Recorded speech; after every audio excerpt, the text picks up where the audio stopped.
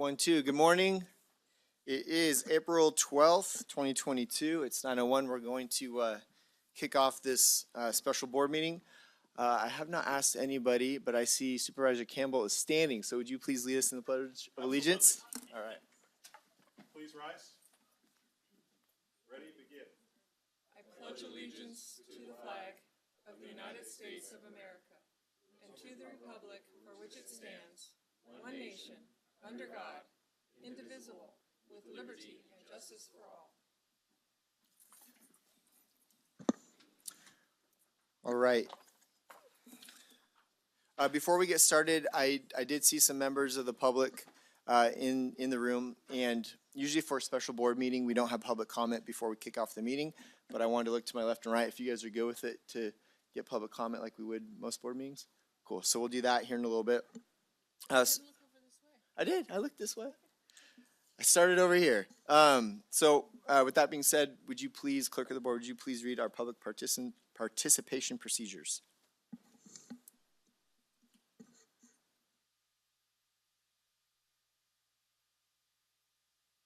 There we go. During the board meeting, citizens who wish to provide public comment will be invited to do so by the board chair. Citizens who are physically present will be called first. Citizens who are not present and wish to provide remote public comment via Zoom may use the raise hand feature on their computer or press *9 if participating by phone to enter the queue. The moderator will read the last 4 digits for phone-only participants in lieu of name. Zoom webinar via your computer at https://twalmy-ca.gov.zoom.us/j/833-3099-0337 and or by phone only at 1-720-707-2699 with webinar ID 833-3099-0337. Please note, Zoom webinar services tends to have a reduced broadcasting delay in comparison to the Access Twalmy live stream and is suggested for the closest to real-time viewing and listening. Written comments may be submitted by U.S. mail to the above address or emailed to bospublic@co.twalmy.ca.us. For retention as part of the administrative record, they will not be read during the meeting. The public will not have access for public comments via these media options. They are available for audio and visual only. Option 1, Twalmy County website, www.twalmycounty.ca.gov/board meetings, and 2, access Twalmy County at www.accesstwalmy.org and click Watch Live and or Comcast Cable 8. Important public notice pursuant to AB 361, members of the Board of Supervisors can participate by teleconference. Accessibility requirements: if you need SWIFT special assistance during the board meeting, please call 209-533-5521.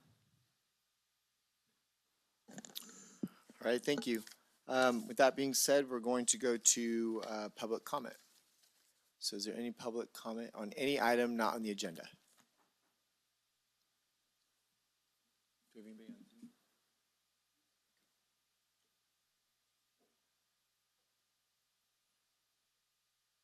Board, Chairman Kirk, CO Riggs, and County Council.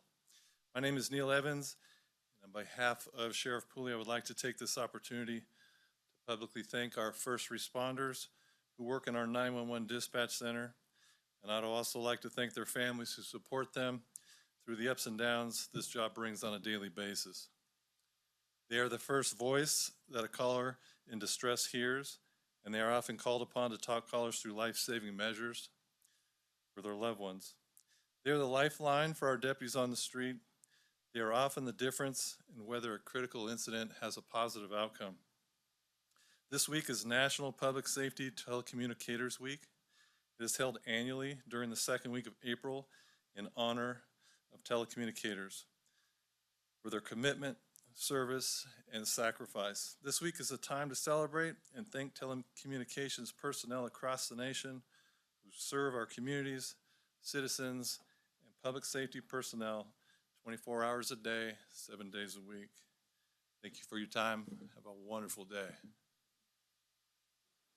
Thank you, Neil. And thank you, Neil, and for all the public safety dispatchers. The job they do is extremely stressful and much appreciated. Thank you. Thank you, and thank you for doing public comment at my request. Twice a year, every year for the past 20 years, there has been a drug take-back day across the nation. It's always the fourth Saturday in April and the fourth Saturday in October, and it's always from 10 to 2. So apparently we changed our location last week, and I didn't know it, and I had already passed out like 500 flyers across the county. So I have one flyer that I printed from the copier. So I don't have anything else. So I would like to draw attention to, it will be on April 30th. Sherry, which works for you, or Jim, going forward? Okay. It's on April 30th from 10 to 2. It will not be at the junction. It will not be at the library. It's going to be at the fairgrounds. So April 30th, 10 to 2 at the fairgrounds. I don't know where at the fairgrounds. So I was out in the pouring rain yesterday trying to pass out what little I had. So hopefully people will put out the message on their Facebook pages or whatever so that the information gets out. Thank you. Thank you, Carol. And perhaps maybe the two prior locations, we could give them a heads up that if people show up, they know where to direct them. Okay. Is there any other public comment in the room?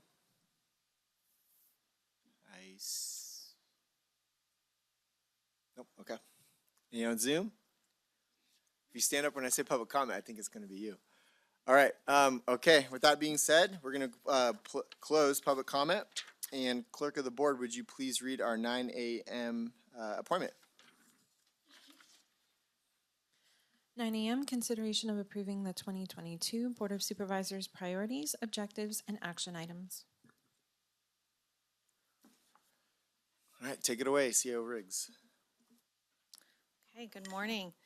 Tracy Riggs, County Administrator's Office, and with me is Eric Earhart, Assistant County Administrator, and our other team member sitting behind us, Liz Peterson, and she has done an incredible amount of work to help us prepare for today, so I'll make sure we say thank you to her, and I believe Sam with GIS. So first, I'm excited that we're all here today. This has been no, it's going to sound crazy. This has been an exciting process for me. I've enjoyed the collaboration with department heads, and I want to make sure that, to say thank you to all of our department heads and their staff who have participated in their own departments as they've prepared and then come to these meetings. As I had shared previously, I've been in our office here for 11 years on the 4th floor, and it was the first time that I ever participated in something where we separated out 5 different groups up here with department heads, and they all began working through and coming up with these action items that are before you today. It was a great process. I really enjoyed. I was not one of the facilitators, so I was able to go and sit in each one of those and listen to comments and conversations. There was really good positive energy. So again, just a thank you for everyone who's been participating in this and making this a reality. We know this is a long process, but it is the first time we will have work to develop such a comprehensive strategic plan. So as we get started this morning, on the website, and then we have them on the side, are these list of action items. These action items are separated into 5 priority areas with the objectives. Your board previously approved the priority areas and the objectives with the idea that you wanted input from your department heads into what types of action items would help accomplish those objectives. Our goal was to try and create action items that are achievable, that we can actually mark it off. Did you do it or not? So something like continue participating in wouldn't necessarily make it. It would continue participating in, say the FERS, and I can't remember what that stands for, but it would be instead attend 3 of these meetings a year. So you can actually state, yes, we did it. It's quantitative. We did 3 of those. So with that being said, what we will do today is now we're looking to your board to provide some direction on where your priorities are and when we look at these. So Liz has for you, you will each get 5 dots per priority area, and you're right, that is not very many dots. You will have to budget your dots to get where you want to go. And so Once we get done with the dots, and we will ask you to come off the dais, this will be a true workshop style where you're going to go up there, you're going to be able to have conversations. We'll have each department heads are here to answer your questions. So if you're at public safety or fire, then they're going to be over there for you to ask questions. Then after we get done with your dots, what we'd like to do is come back together. We'll put them up on the screen and begin manipulating the Excel worksheet to get them in the order of which you all decided. If we don't have, I mean, I had a question, what if there's like, we all come up with all these different things? Well, then we're gonna look to you to work together and collaborate to come up with where is your priority. And that may take some conversation, but that's what today is for. We are all prepared to stay as long as it takes because the goal for all of us is to get the final list of action items from you. Once we have the final list of action items, we will then take those, kick off another few department head workshops, because we will then take that and make it into begin developing a true strategic plan. That will mean that we'll look at each of those action items and we will break it down into the steps along with who has to participate and the timeline that it will take to get that level of that department's work done. And then when we get all of that done, we will bring it to you in this comprehensive strategic plan and ask for you to review it, give us your input and your direction with the ultimate goal of approving that plan. And then this is our beginning point now forevermore of doing our the board priorities and goals and action items every year. So it should be a much shorter process. It's updating, you getting from us, where are we at? Are there any other items that either your department heads are recommending that have arisen since we did this work, or that you have concerns that you can then discuss with your colleagues? Trying to think if I forgot anything. We also would like to start out with is this was put on the website almost a full week for your board to look at so you could prepare for today. So what I'd like to do is look to you for any questions or clarifications you would like made with your department heads here. And then once we get done with that, then we would ask that your board would then come down off the dais. Liz will give you your dots. You each get your own color. And that way we can make sure that there's 5 of you in each area, so you can't cheat and take your dot and put 6 in another area, because that won't work. 4 in one other, because we know who you are. You gave me this idea last night, yeah. Yeah, so it has to be full dots. You can't rip your dots in half, as we know a former supervisor did as well. So I almost wore purple today. with that being said, we're all here. We're happy to answer any questions or clarify any of these action items here. All right, I'm going to start with Supervisor Half. Yeah, I always have questions. So, and this is on fire. So I see that Nick Cashy is here, and I'm wondering if you can come up, because this was kind of shortchanged here in the wording. It says under an action item under the preventing loss of life and property, it says complete standards of cover. I think it means coverage evaluation and present to the board. So I just want to make sure that everyone on the board understands what standards of coverage is, what that tool is, and how it's to be used.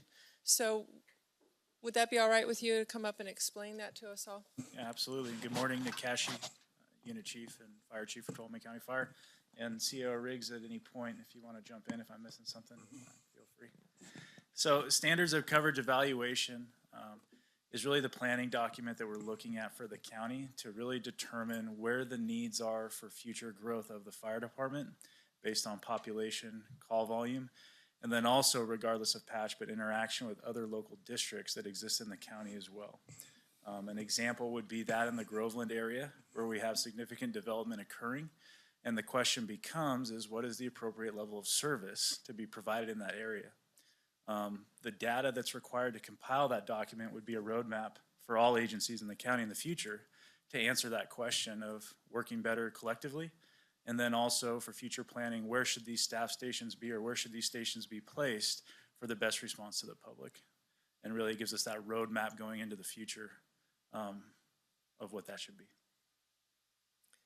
Supervisor Half, if I could just, the only thing I'd like to add is, it is our intent, Chief Cashy and my own, that this would be a true collaborative effort, so that this will include, it's not going to exclude any of the other chiefs, it will include the fire chiefs, And hopefully we can get everyone engaged in this process so that it gives us kind of like a roadmap, right? So what is that gold standard service and what would that look like? And it gives us something to build towards. Thank you. I'm going to go to Supervisor Goldberg. So, my only comments in this area is that obviously this is something that I'm pretty familiar with, with my background in the fire department. That when we look at, standards of coverage, appropriate levels of service, that we always first and foremost, keep that we're looking to have the closest resources available to respond to whatever emergency, whether it be a fire, medical emergency, hazmat, flooding, whatever emergency that it be, that we keep closest resources has to be paramount. And I think overall, that within the county that doing a pretty good job of that, but there may be some areas that are lacking. And if so, as we move forward into investigating and looking how to approach these issues, all areas, districts, cities, county fire, state, we just need to keep that, paramount in our minds. So, thanks. Supervisor Brandon, and then I just want to remind the board, these are for questions to clarify before we move forward. Great. And with questions, are we doing this by section at all? Or are we looking to just do it all popcorn style? So I was clarifying questions. So it sounds like what we're going to do is about an hour to go down there, place our dots. That shouldn't take too long. And then we're going to come back and we will go through each priority, objective, action item area. We'll do one at a time. And during that process, we'll also get public comment. So yes, the idea is maybe to spend about an hour or so on each one throughout the day. Yep. Tina's thought on that is it's hard to put dots on stuff if the language needs to be changed. So I would maybe reverse it, but that's neither here nor there. Okay. So with questions, initially under community health and prosperity, there was one for an outdoor shelter site that was combined with the navigation center. I think that seems like it was clarified to better develop the navigation center side of it, but it looks like in the shuffle, the outdoor shelter site is no longer in this. I was wondering if that was just something to be added in, if that was an oversight, or there was a reason that was taken out. Just either CAO or Michael. As you and I discussed yesterday afternoon, I don't believe that was not intent. There was no intention to remove that as being a priority, and it should be added back in if that's something that your board would like to be part of the consideration for today. Great. It's not in there, but it would have been under, Was it a prior action item? yes. Yeah. It was combined with the navigation center one from what both Supervisor Goldenberg and I had brought forward. Yeah, it was previously listed but not separated Community out health prosperity. in this document. This one on homelessness, where is it? So it was under, apologies to folks in the audience too, we don't have page numbers, so it's a little bit of flipping through. It was the one related specifically to homelessness. Yeah. Where is that? So yours, there it is, yes. with the navigation center was better defined, but then it removed that. So Great. we want to pull one out and write something up on there that says, I would recommend that. What were you seeing? it's right here, but we need to add, how would you word that? Develop and implement a proposal for one outdoor shelter site and, I don't know, something along that. Yeah, I think something broad's fine, I would say one or more. one or more, yeah. So we're leaving the navigation, but adding, Adding outdoor shelter site. One of, just as a thought, is on there, on the one under the, let's see, the increasing the supply of transitional housing for those experiencing homelessness. The fourth item down on that page, which is the first non-green item, where it says homeless services coordinator develop a strategic plan to combat homelessness, could include, including, unless you want a separate item, including a outdoor shelter plan or something of that sort if you wanted. I would be more in favor of having them totally separate. Okay. Yeah, Not combined with another item. I agree, and I'm fine with CAO Riggs being able to write the language for it. I think for me, it's trying to make sure that the 2-year plan is to have one of those sites, not just in a plan or a 5-year plan, but actually developed and implemented one or more. I think it would be in the plan later, Does it too. matter if it's called outdoor shelter or just with a shelter site? Specifically the outdoor shelter site, but Okay, yeah. so we'll put that on there and we can Yep, put our and dots on it. I do have more, but I kind of like the rotation that's happening, so I'll yield it back and see how it goes. Okay.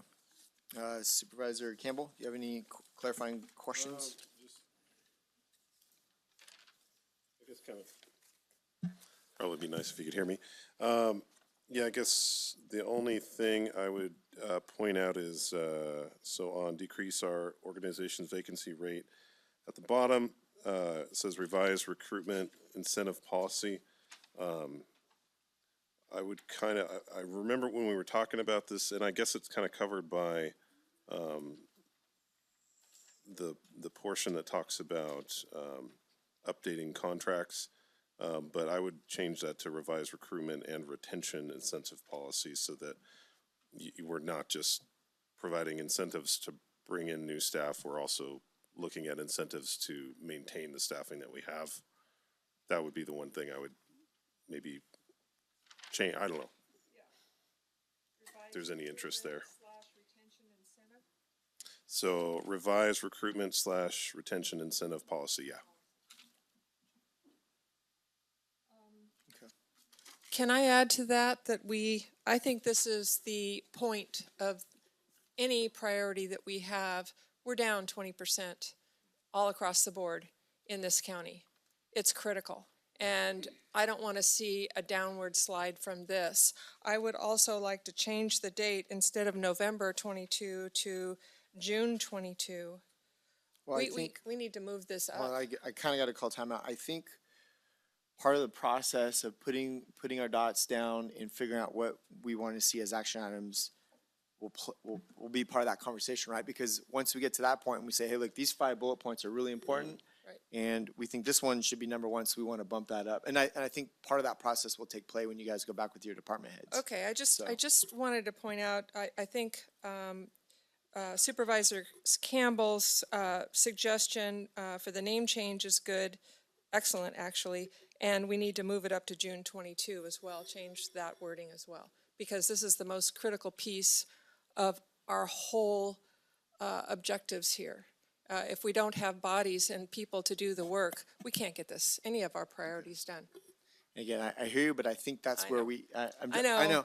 But so we're kind of advocating for the things that we want, but we need Yeah. to wait till we go through the process, and then we'll I hear what you're saying. Yeah. You want to narrow it narrow it down, yeah. first, and then once we kind of get a picture of Yeah. what the main priorities that Right. we all And- agree on, then we can take the time to wordsmith what's Exactly, left. Yeah. exactly. And for everybody in the room and for our board, this is a brand new process. So we're gonna figure this out. The main thing is to high level, be more efficient, put our limited resources on track to get some things accomplished. So if we're not arguing up here, this is the process that we're gonna go through. It's gonna be a great conversation. We're gonna get to it. But I think it's gonna take today and then a few more meetings as with department heads. So are there any other clarifying questions about the data in front of us before we move on? How many do you have, you think? Because part of my question is, I'm keeping it just the handful of main ones. okay, because So- the reason being is if we spend a lot of time, I want things to be clarified, but if we spend a lot of time discussing it and then those items aren't even, voted on, I Yeah. just want to make sure we're cautious how we use Yeah, our time. I'm focusing to ones that I think are not on there, so we wouldn't have an opportunity to put a dot next to it. Okay, how many do you have, do you think? I'm just trying to gauge how I've long it'll got take. one more at least. Okay, So this one's to Chief Casey about cost recovery for medical calls. That's something that we have talked about and wanted to bring back to the board. I did not see that as under the 2 years of action items. So again, just wondering, is that a specific decision or is that something that, you know, was left out accidentally? Yeah, I think this was another item we discussed yesterday afternoon. So on fire prevention and safety, the second page where it says stabilize funding to maintain appropriate service levels, where it says study session for the Fire Safety Advisory Council Committee to consider additional sustained revenue through options through grants, tax measures, fees, or other mechanisms. That is where fees are cost recovery, but we could spell out specifically, as you and I discussed, you wanted to make sure that we had the conversation and addressed the list of lift assists and the medical calls. Is there a way to seek some type of recovery for that? Those could be added in there specifically rather than fees. We could actually put in there to include lift assists and lift assists for commercials, what we discussed, not just a family member who may be taking care of someone, but you know, these commercial facilities where they're using our, the fire crews are coming in and helping to provide a service that really they should be providing for themselves. So we could add that in there if that works for the board. So it'd be to include, so the fees on there with, you know, fees to include lift assist and medical calls. Would that work? Yeah, I would recommend, specific language for lift assist medical calls in there. If the board would be fine with that.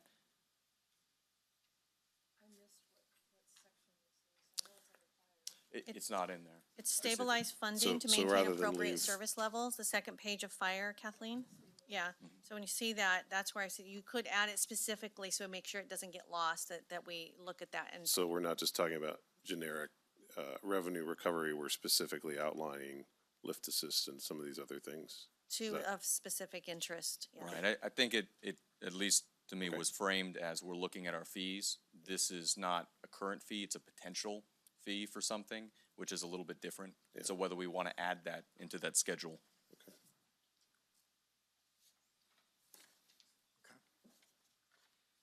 do you have any others? There was one other as well.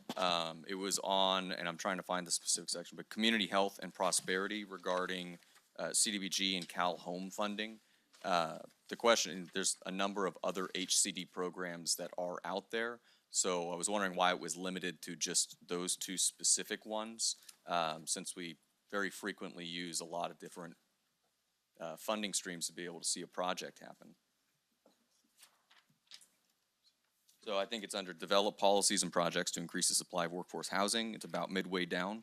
And so it's apply for CDBG and home funding in the next grant cycle to assist developers, master plans, but there are a number of other grant streams. And any other? Yeah, just something that includes other, because there's at least a solid 10 or 15 HCD housing programs.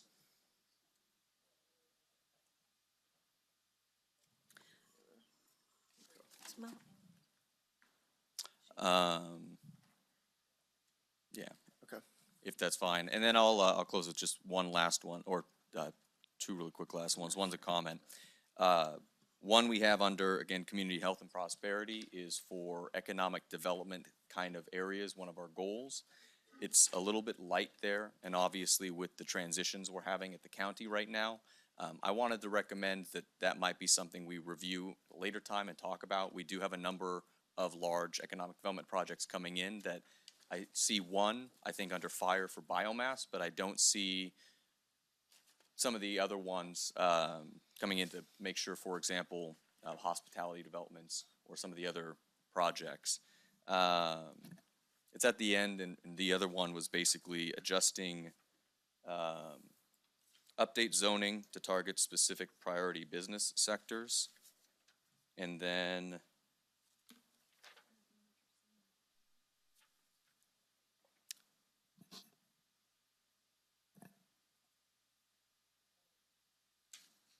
is that making sense?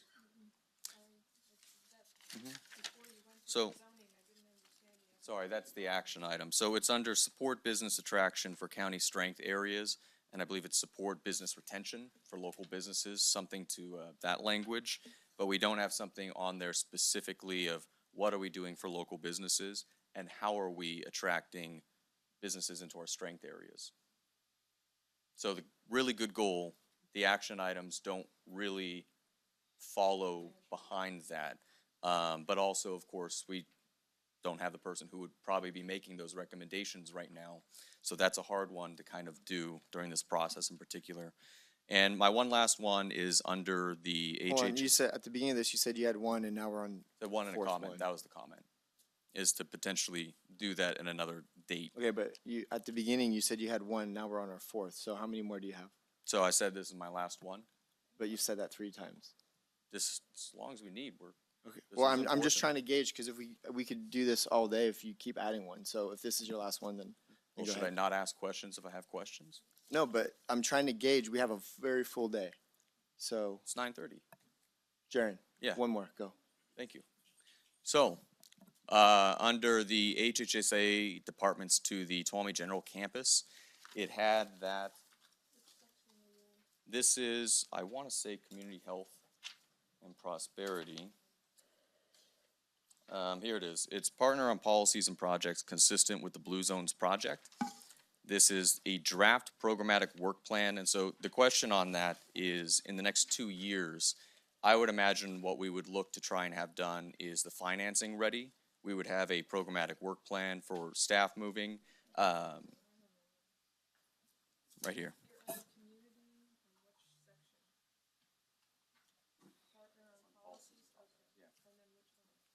So it's the middle one to Tuolumne General.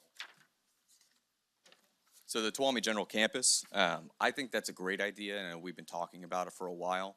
I think similar to moving up the deadline, I really wanted to see in 2 years, how can we be able to make that really a priority where, if not, we're starting construction, we are right on the edge of that. Planning is all completely done.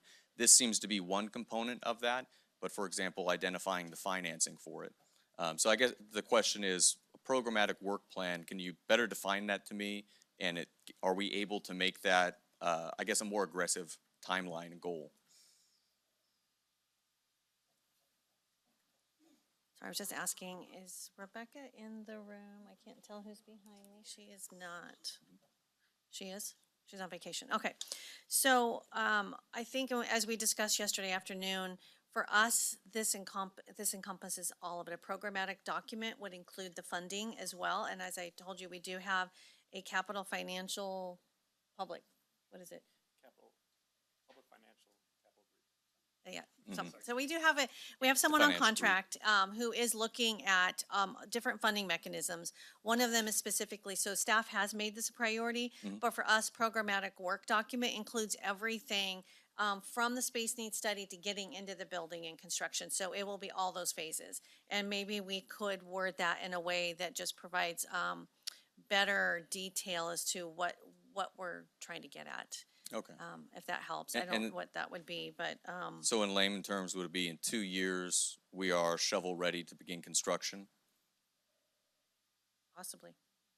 Okay. It just depends on how much it's going to cost, right? So Right. we don't know yet, and that we will have that. So this was, we had the space needs study on a different item, but once we have the space needs study, we'll bring that to your board. We will then have an estimate of what the cost would be to renovate that building.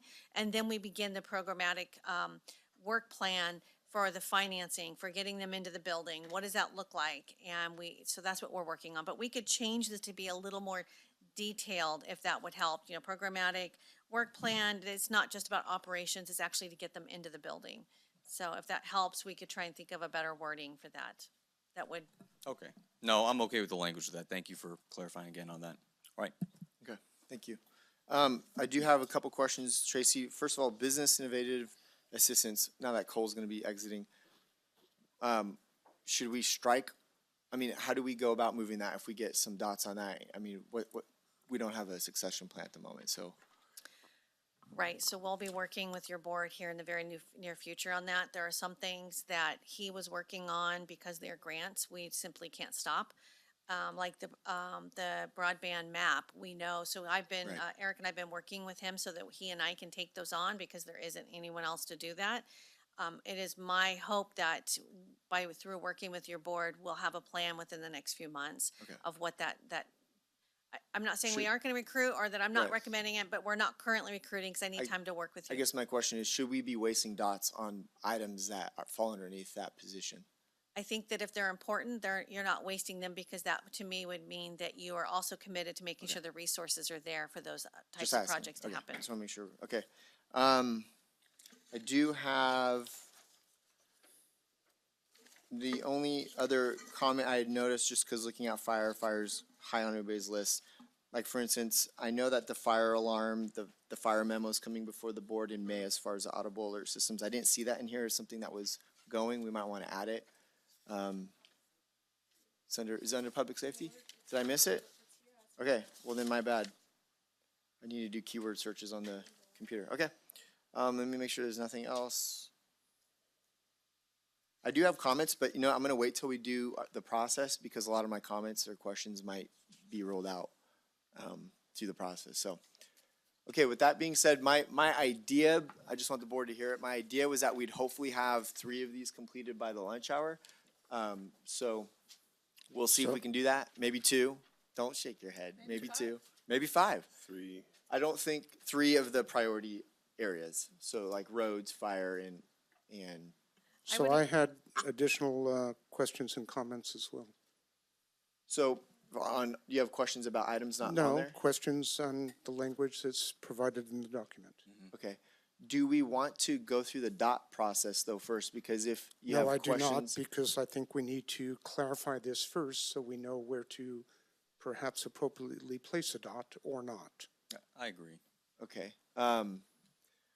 So not adding any action items, but simply clarifying. Not adding anything, clarifying, correct. Okay. Okay. How long do you think how many clarifying questions do you I have? believe I have 5, 5? and I think they'll go pretty quickly. Okay.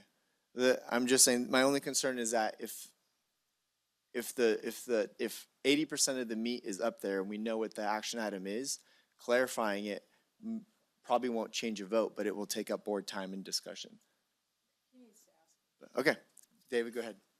I'm gonna look to consensus. You want to clarify all these? Okay. So when we started this process, we had Chief Cashy up here, and I thought we were just asking a question on that one area. So I had questions in other areas and didn't get into them. So under employee excellence and organizational resilience, a little bit difficult in the document. I've commented on this before. Be really helpful to have page numbers, even line item numbers when we're making reference, because we're trading documents, we're looking at them going, which one are you talking about? Just a housekeeping thing, as we move forward. So on the second page, third item, where it talks about the sales tax initiative. Maybe it's the 4th item down because there's one carry item on my printout. Is everybody with me on that item? So, I just want to clarify, is this, there's some discussion whether this is going to be a county only or if we're working in conjunction with the city. And I know I had conversation with CEO Riggs on this, but just like to clarify the direction we're looking for here. At this point, what staff are looking for is this is something your board wants to pursue or not. Once we get a yes or no, then we would begin the process. So I've not had a formal discussion with the city yet. It's only been some text between the city administrator and myself.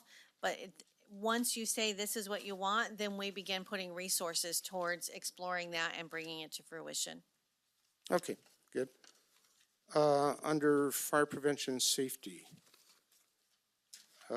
we've got a group of in-progress green ones, then a non-mandated, one that's blank, one that's in the cream color, let's say. Then right under that is develop a plan to provide for county funding staffing in Groveland area. I would just like to clarify that and I think it may be contained otherwise in the document, staffing doesn't do anything unless you have a fire station to put the staffing into. You know, so we should say that we're looking to, put a new fire station somewhere east of Groveland, location to be decided because of the buildup, there. Study's for. That's what the study's for, right? Well, in our mind, these are two separate things. There is a mechanism that could be available to provide county staffing along that corridor without having a fire station immediately. And that would be through a partnership with GCSD and But- co-location.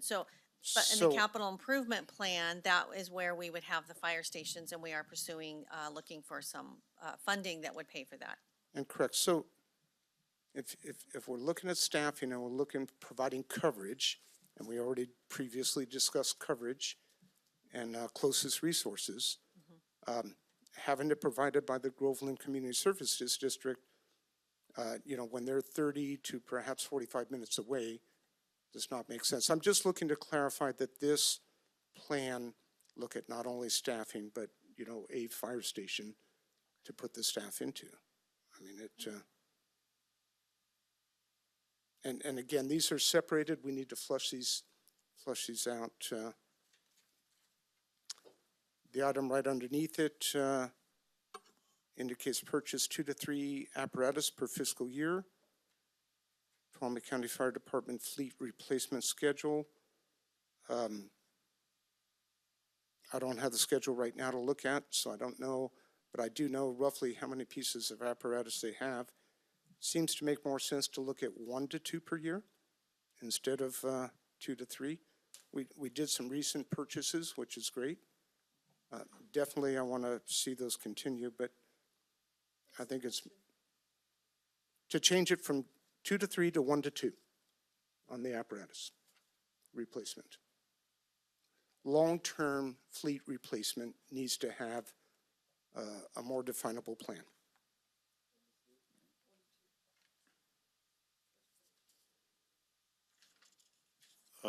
Just a follow-up, where did 2 to 3 originate from? Was that from? I don't know. It came from a staff recommendation. From the fire chief? Correct. Okay.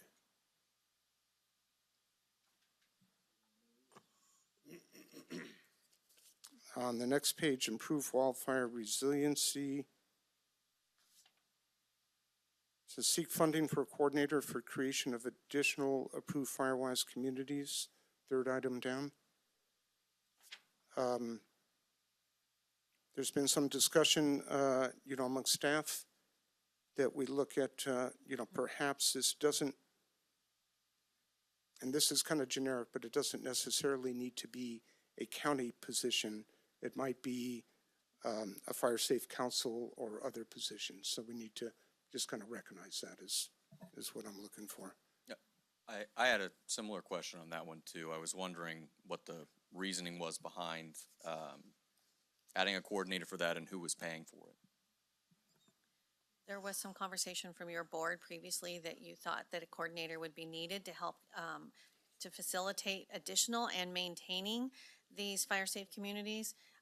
We have the red on there, so the board wanted to support it. It could be through helping to pay for a match if we get a grant, or even there have been times when we have given money to the Fire Safe Council for them to, for funding for, say, a director or coordination. So this is here in case your board would like to follow up on that. And it's the pink color because we do believe there could be some type of cost involved. And I do believe Dory has been part of some conversations that have taken place with the Fire Safe communities and the Fire Safe Council itself. Okay, I've got, I think just 2 more under public safety, second page. Directly under the blue line, where it says discuss alert and warning options. Just like to, clarify that because amongst the fire safety committee, we've had a lot of discussions about a potential software and hardware program called FM Alert. Would just like to clarify that that includes FM Alert. Second page of public safety, near the bottom under the blue line. First item says discuss alert and warning options. And I would just like to, specify that we discuss FM alert because I think there's some very real potential there to protect our citizens. And actually, that's all I have. I would ask that when we perhaps we at some point take a break here, and allow staff, if they need to, update these charts with, maybe some handwritten notes to reflect the things that we're talking amongst our board, so that when we start placing these dots, that everybody's clear what we're doing. How long you guys need, like probably 5 minutes? 5 minutes, 10 minutes? Okay, I got Supervisor Half has another clarifying question, and are we good after that? We flipped through the pages and I found one that I didn't notice that I put explain further. So it's under public safety where we were on the first page, and it's the second one under the first objective, develop proactive community response. It's the one that says community response team implementation. So I don't know who I would want to call up. I don't know who's the expert on this to explain what this response team implementation involves, but I'd like more than what the wording says here.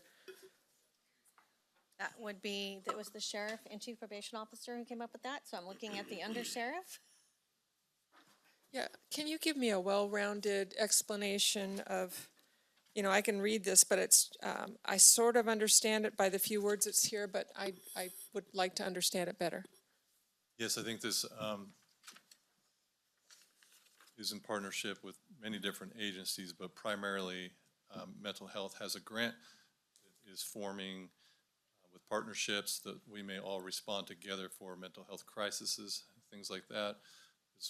It could go to homeless individuals, it could go to any type of deal, depending on the situation, right? So it may be probation that responds with them, it may be CWS, it may, a bunch of different agencies that may respond to a crisis where somebody needs essentially mental health issues dealt with, maybe not at a law enforcement level.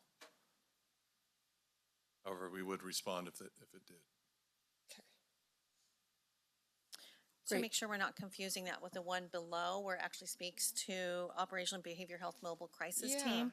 Because this was one, when sitting with Bill, he had said that he felt he could operationalize this as long as he could get his vacancy factor down to 3%.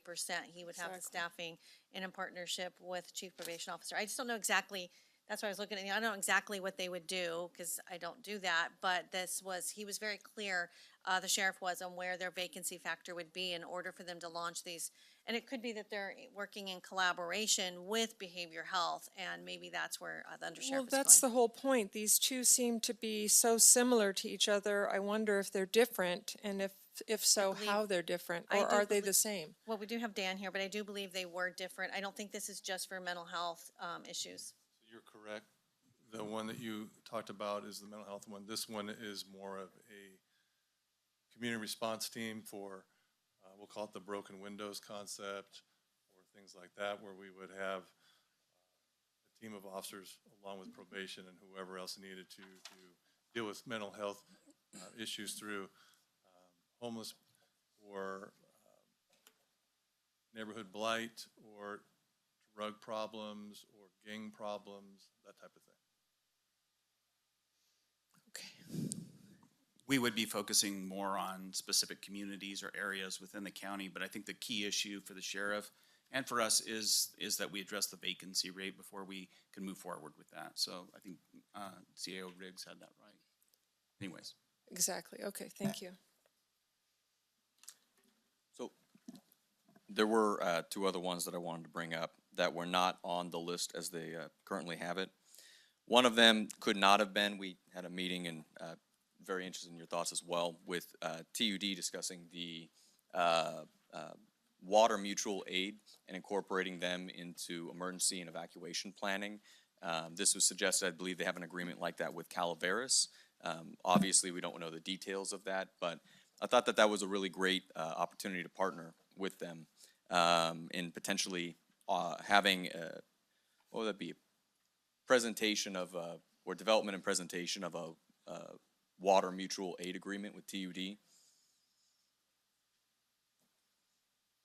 So it's not on here. Right, and this just more recently came up due to when we were able to schedule a meeting with TUD to talk about what they'd like to see on here under water security. So if there's no opposition to that idea, I think it'd be a really great addition to this.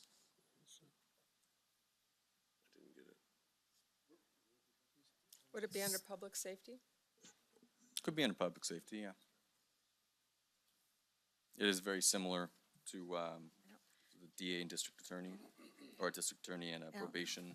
Supervisor Brandon, could you just help staff understand what water mutual aid means? We don't know what that means. I believe it was what they do in an emergency, how we activate them, and then they also mentioned sharing of equipment and some of the resources they have, and vice versa.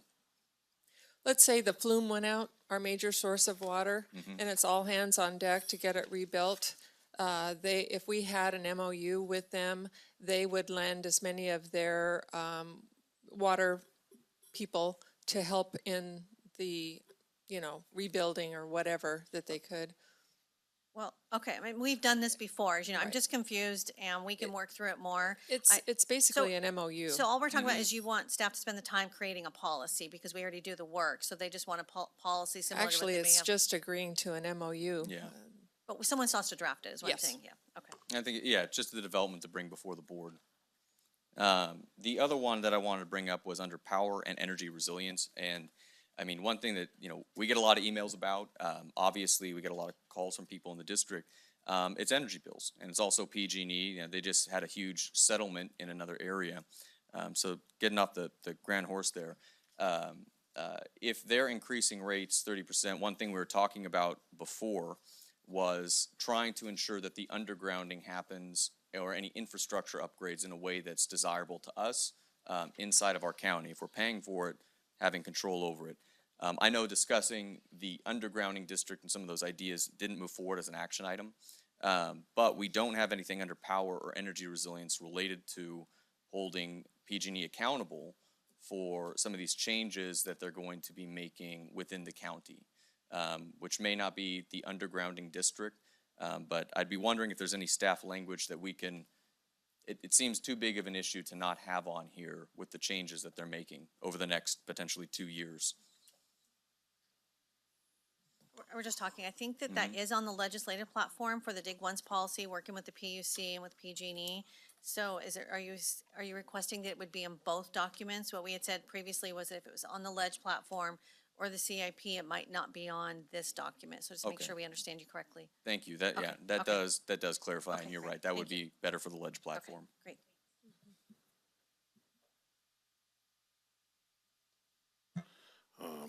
Okay, it sounds, yeah, I don't wanna like add any more to the list. I'm just trying to understand, so, page 11, county capital and deferred maintenance. One thing on here that I was kind of, struggling with, but since the questions are coming up, I figure I'll ask. It says complete space needs study. Now, we're already doing the space needs study, right? So, if I don't put a dot next to that, does that mean that we stop? No. Or, so that's gonna No. continue? So the way that it was explained to me that your board wanted to be able to utilize this document is to communicate to the community the work that's taking place Okay. within the organization. So yes, if we're already doing it, your board has already funded that. It says June because we are expecting that the contractor will deliver a final product to us and come in and do a presentation. That's why it says June, but you're correct. Yeah. You've already funded it, but it is work that's ongoing that we are spending staff resources on. Okay, cause I do think it's very important, and if it was a matter of, if we didn't, endorse it here, it's not gonna happen, then I would, but I also only have a limited number of dots, and so, We will be available to answer questions. For example, the one above that is in green, Yeah. where it says capital improvement plan sort of mandated. Well, it is in the ordinance code that will maintain a capital improvement plan. Ours is 11 years old.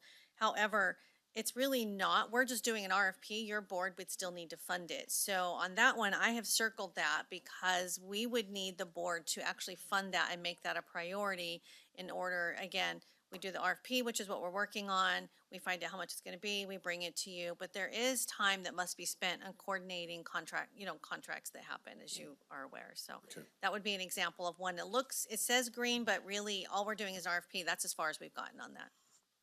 Tracy, kind of based on that same comment, wherever our dots land, things that are in green are still gonna continue, but is it possible that they would fall below?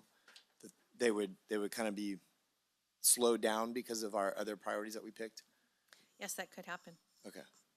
And that for me is kind of the struggle, because it's things that are in motion, there's already time, resources, money into that. We need to finish those, obviously. Yeah, and we would have that, so when we go back through all of them together, and that's where I think it's going to take some time, is we would have that conversation saying, okay, you didn't select these things that are already ongoing, so let's talk about that, and what does that mean? Do you want those to stop? Do you want us to finish those and then go to your next set of priorities? So we'll go through that then. That could take a long time if we're not Yeah. careful. And I think you did a great job illustrating that, because there's a lot that's in green here. And so if we're going to add to this list, it means that everything that we already have in motion is just going to take longer. And so that's definitely something to consider, and something that I was thinking about quite a bit as I was going through this. So you would rather wait till we get the dots? Because like, for me, I would rather say everything in green you finish, and then whatever's dotted, we prioritize X, Y, or we say then you start with those. But I guess you want to wait till we get to there. Okay. Thank you. All right. So with that being said, are we ready to start the dot project? We're gonna take, it's 9:58. And yeah, we're gonna do a 10-minute break. So we'll come back at 10:10, 12-minute break, 10:10.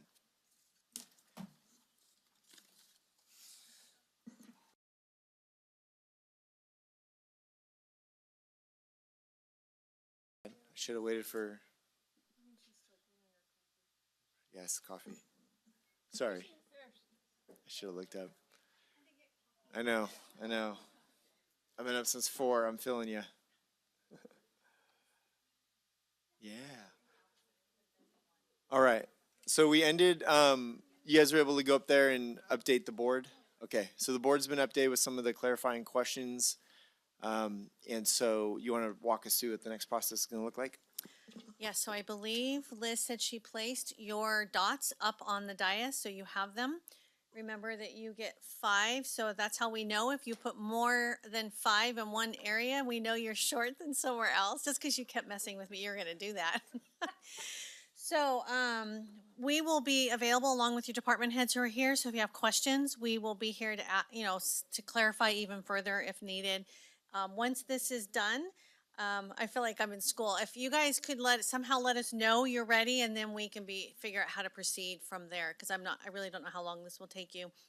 I know some of you have absolutely an idea of what you want, and some of you may still be kind of figuring where's that final dot or two going to go. So with that being said, we would ask you to come down from the dais, start doing that true workshop style type of collaboration, and then as soon as we're done, we will then summarize those, and we'll start putting them up on the screen, and we'll start working through them.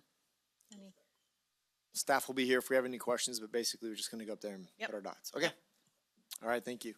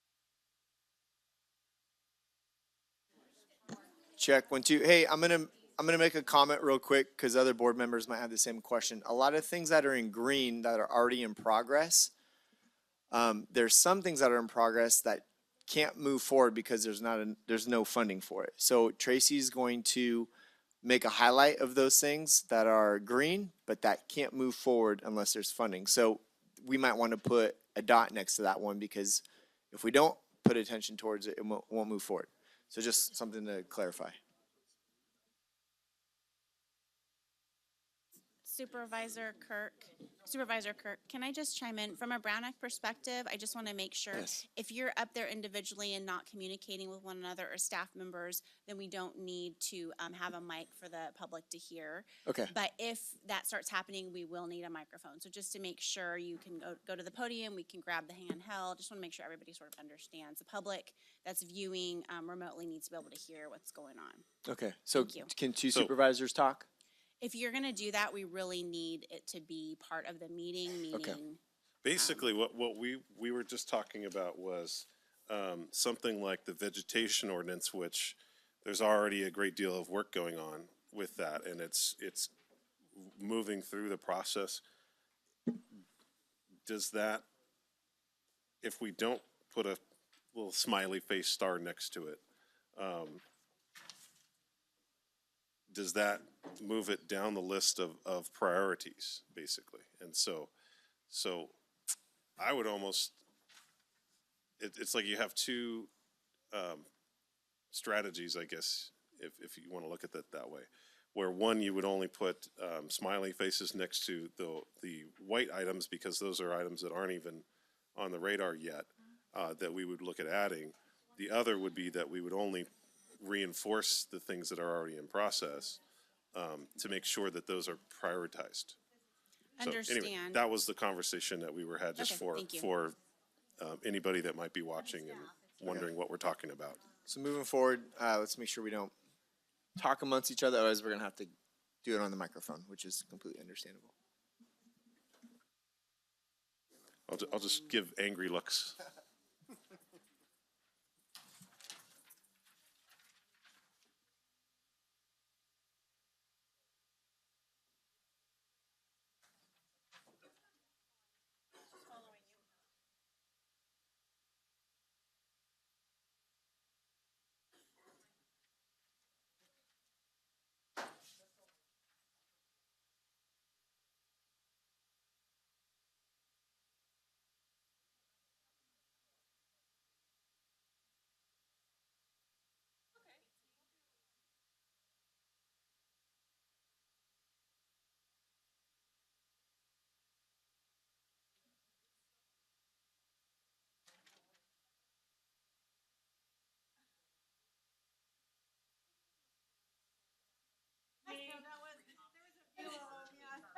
I would have put quasi or something. Well, it was, Sorta, it's not a word. it was a, working, Yeah. just. Laughed at, Never how got did you- changed. After the,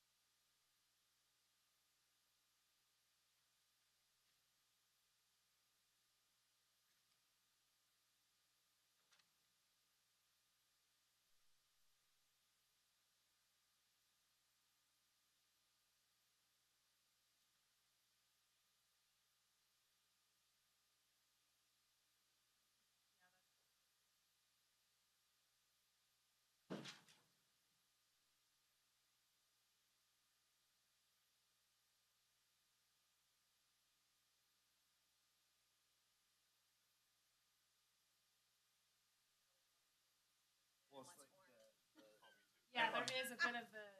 It's kind of holographic.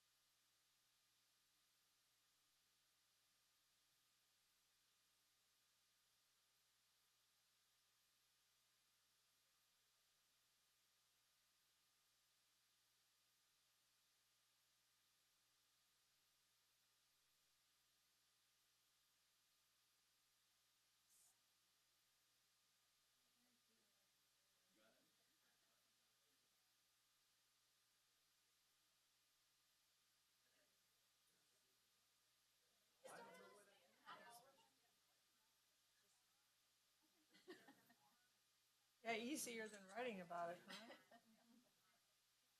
Trying to remember all of the.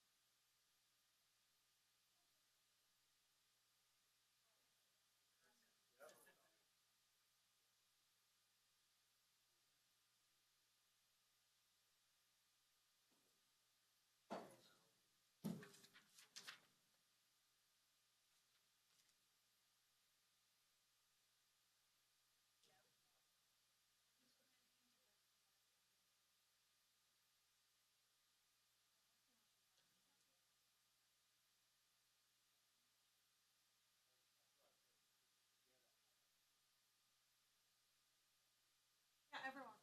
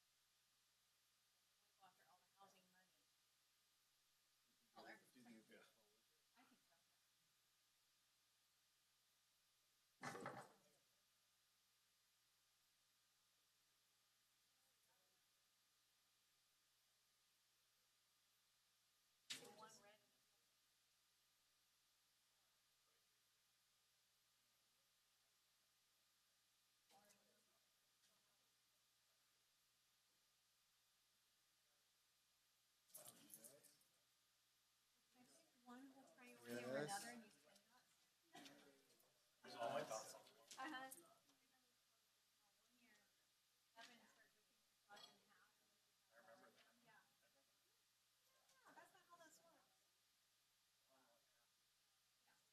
That's why we thought, we'll give them each their own color, then we know, are they following the rules?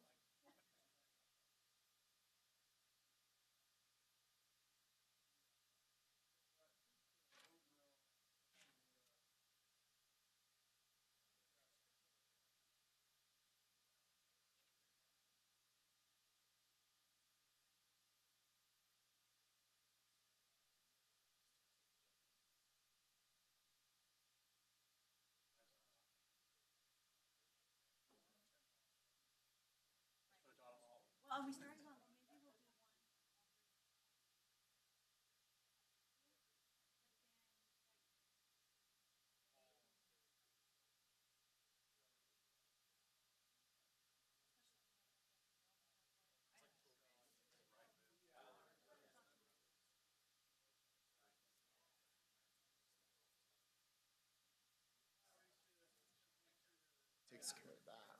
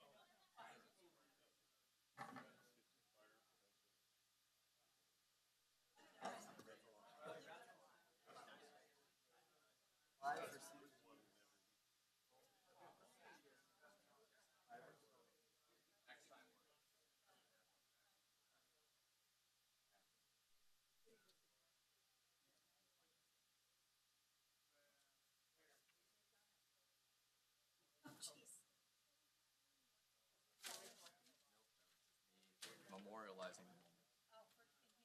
No, just at my house. I was like, maybe I'll go with a mustache, and I'm like,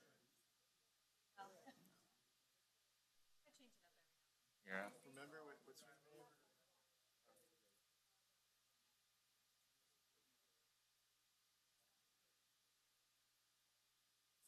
More money coming for homeless, water, housing, fire. So we gotta support those guys. Where's Dave? Dave, I don't know if that's cheating. Like, because these two are right next to each other, I can tell the difference. But if I'm just like looking, I cannot see. This is not very ADA accessible, by the way. It's okay. I think,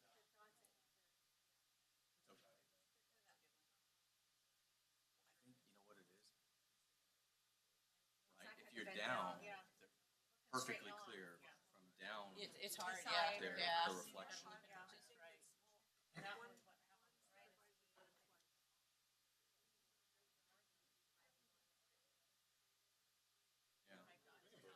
How are we gonna go through these? What is your recommendation on how we plan to go through these for any language changes? Cause like some of the stuff, like the evergreen mention, like one is maybe there's but it doesn't actually set a three more. One. Yeah. 10%. You know, we want 10% of the community. Well, we don't even know what that would be, right? What is 10% of vulnerable community? Right. So it might be enroll 1,000 Or enroll 1,000 platinum. people, yeah.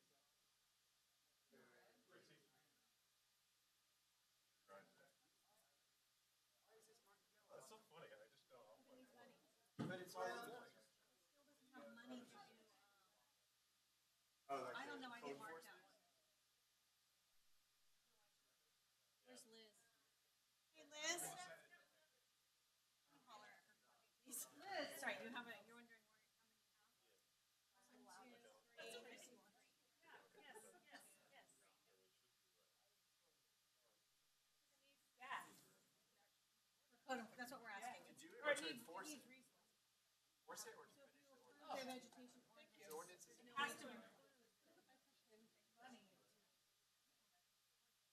Right, so staffing to go out and enforce it.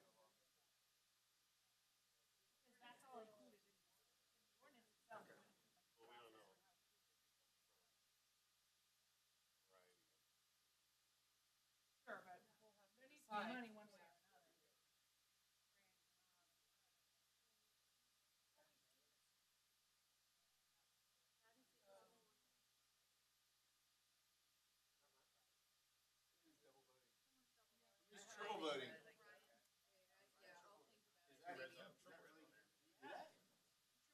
I'm not sure how that's gonna help, but still not 5 board members.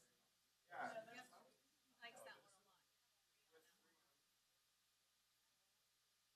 He only has 5 in the whole thing. Yeah, it's 5. He just has 3 on. I don't know, we haven't talked about that one yet. Well, Eric sort of, I think, organizing based on. Tallying them all so I can see which ones. Yeah, but like, yeah, one has 3 points. Like, what if the cannabis one has 5?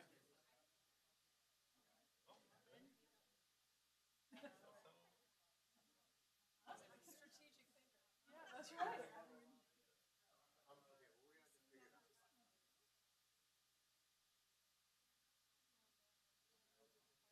Until they hear, until they hear the sheriff say he wants 10 deputies to do it.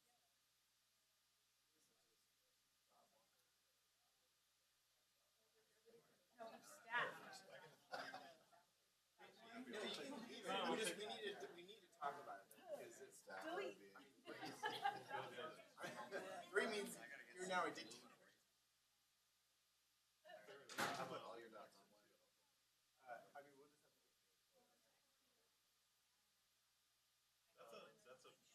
we'll just have to. Yeah, I don't like.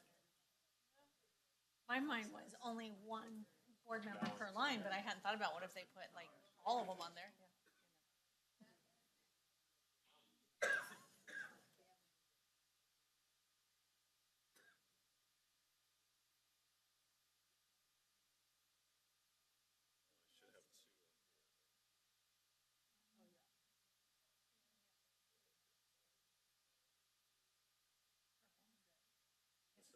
Let me get out of the way here.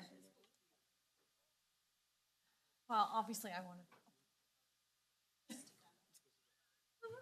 How many times do you have to tell me that microphone is on?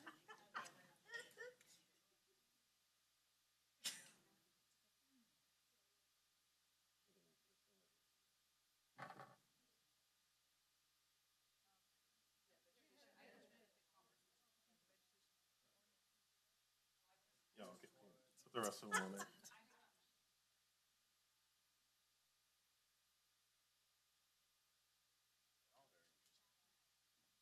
This is one you guys already wanted, but didn't know marking.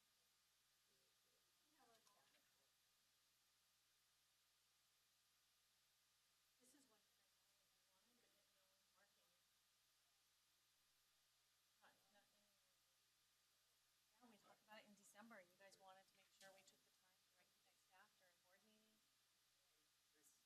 No one selected it. That's why it's on there, is what you guys said in December. You don't have to do it. No, whatever you say, Tracy. Give me your dots, I'll tell you.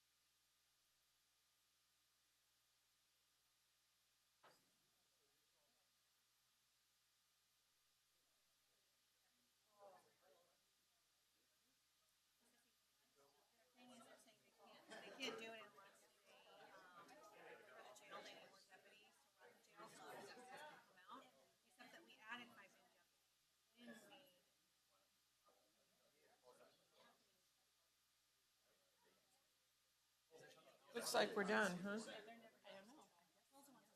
David was the last one to come up, and I don't see him, so.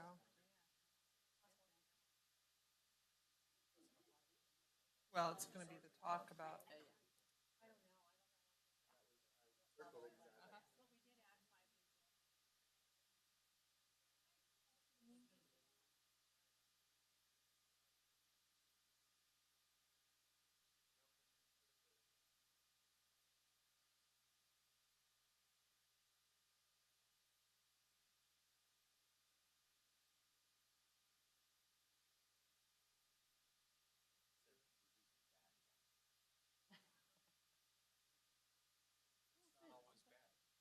No, that can be good, but.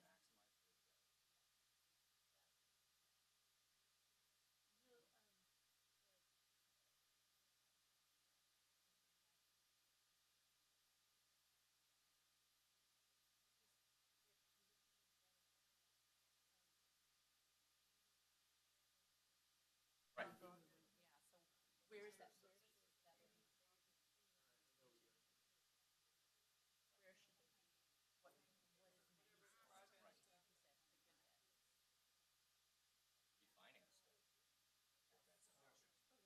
Totally. Great time to refinance. In fact, we should probably do it this month before they change it. You know, we did that several years ago. And it saved us fools. Oh, like the per. Because I don't understand.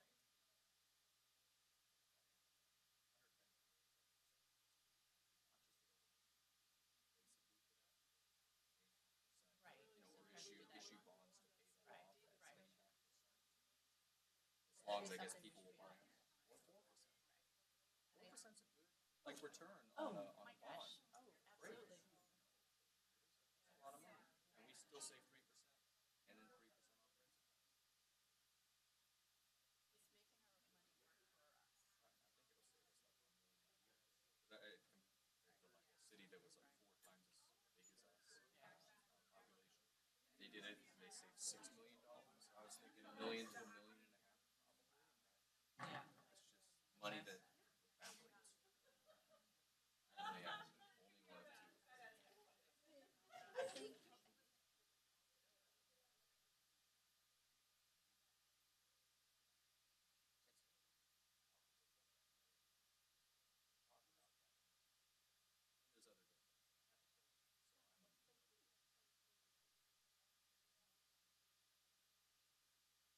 So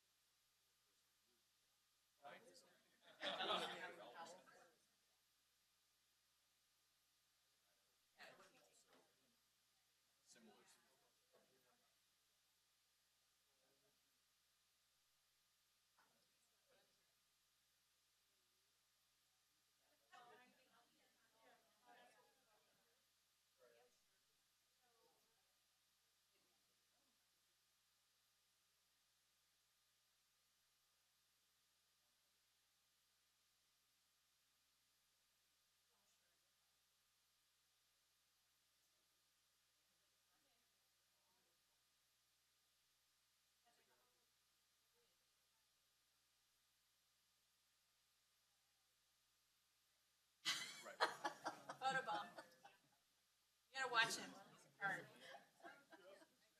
That's great. I loved it.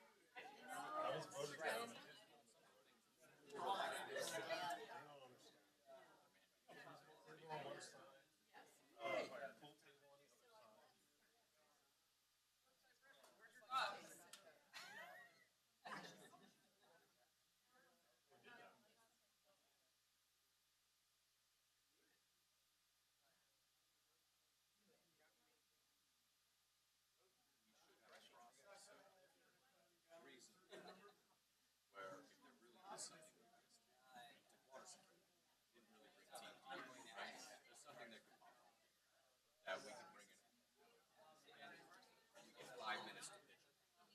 That's my word.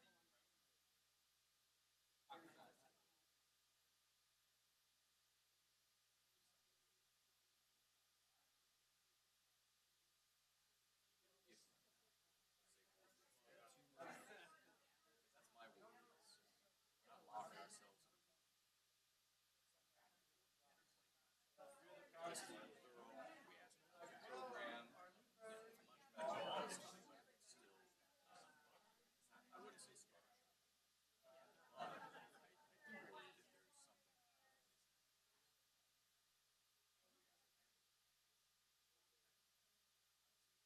something primary area. We've never really sat down and said, what ends up being useful.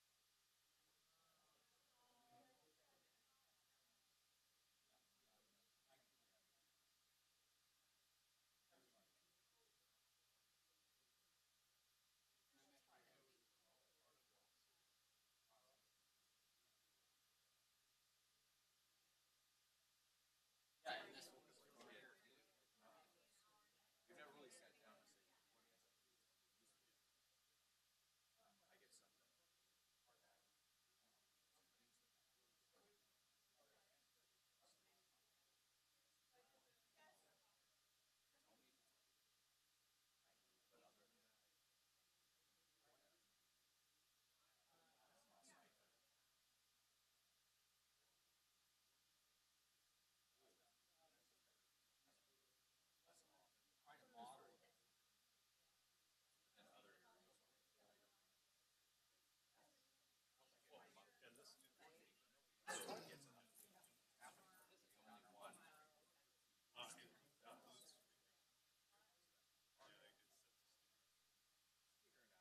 that.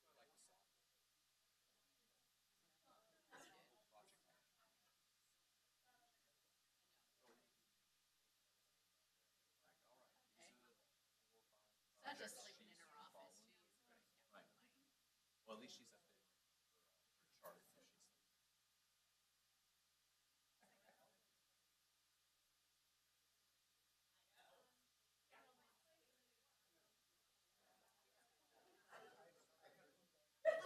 But the short story is that the community development block grant is not open yet.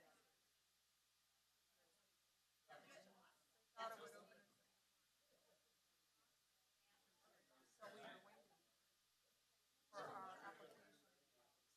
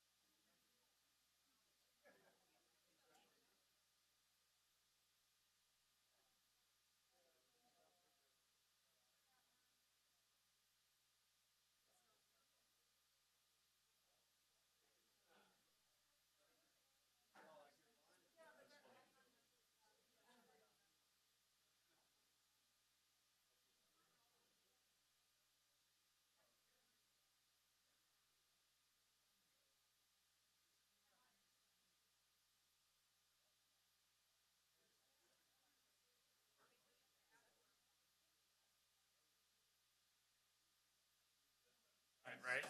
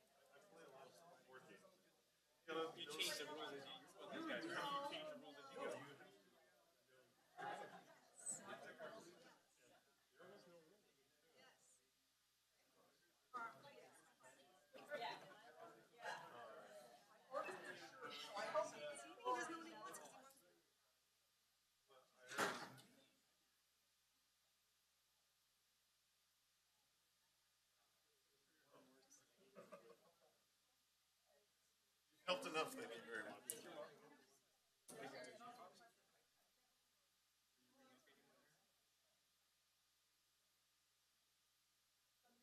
Wait a minute, I just took pictures.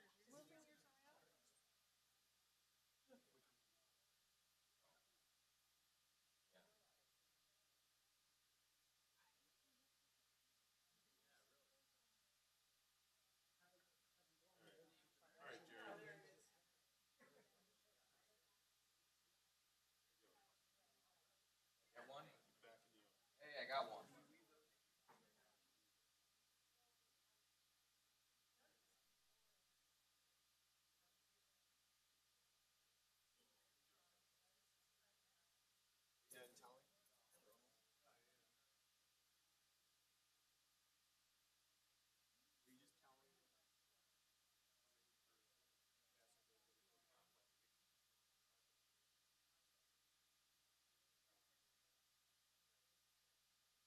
Are you done with that? Are you still thinking about it? So when you're done, we're gonna start. How many minutes do you think? 5 minutes? Less? I'm just gonna call.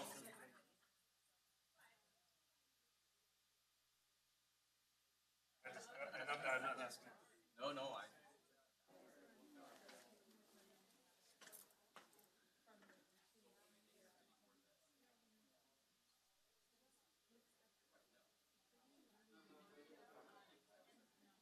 I'm just waiting for the thumbs up from him.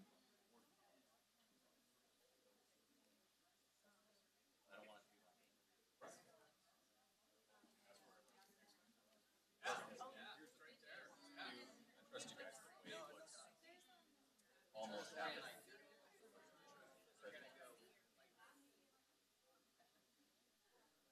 I know.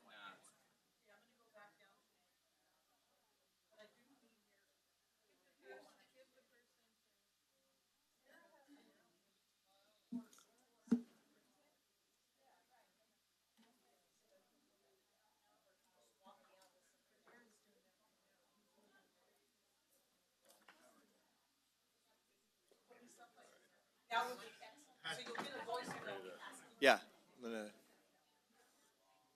We're just waiting for the TV crew to get back up. And we're gonna get started in about 2 minutes, so just a heads up. I'm just saying, that is a common strategy with this kind of thing. You put multiple dots, because that way you can, How do I know that? We put 5 on one. well, what we should have done is say that there's like a limit of 2 or something. That way nobody by themselves could have a majority on one thing. Right. Well, I think the things that have majorities have multiple stickers. But Eric was throwing a hissy fit over his spreadsheet, so. And the answer is? Yeah, 2 minutes. 1 minute. Actually, 1 minute now. Perfect. Oh, gateway.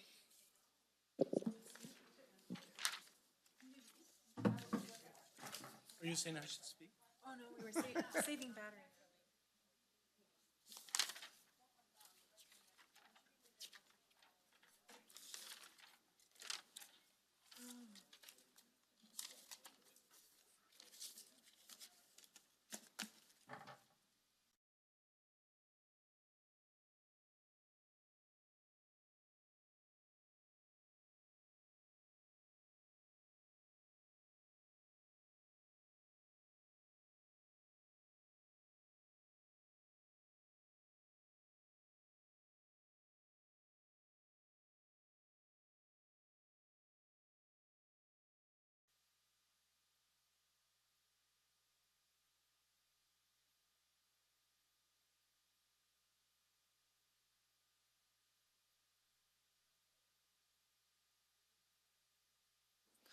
Are you good?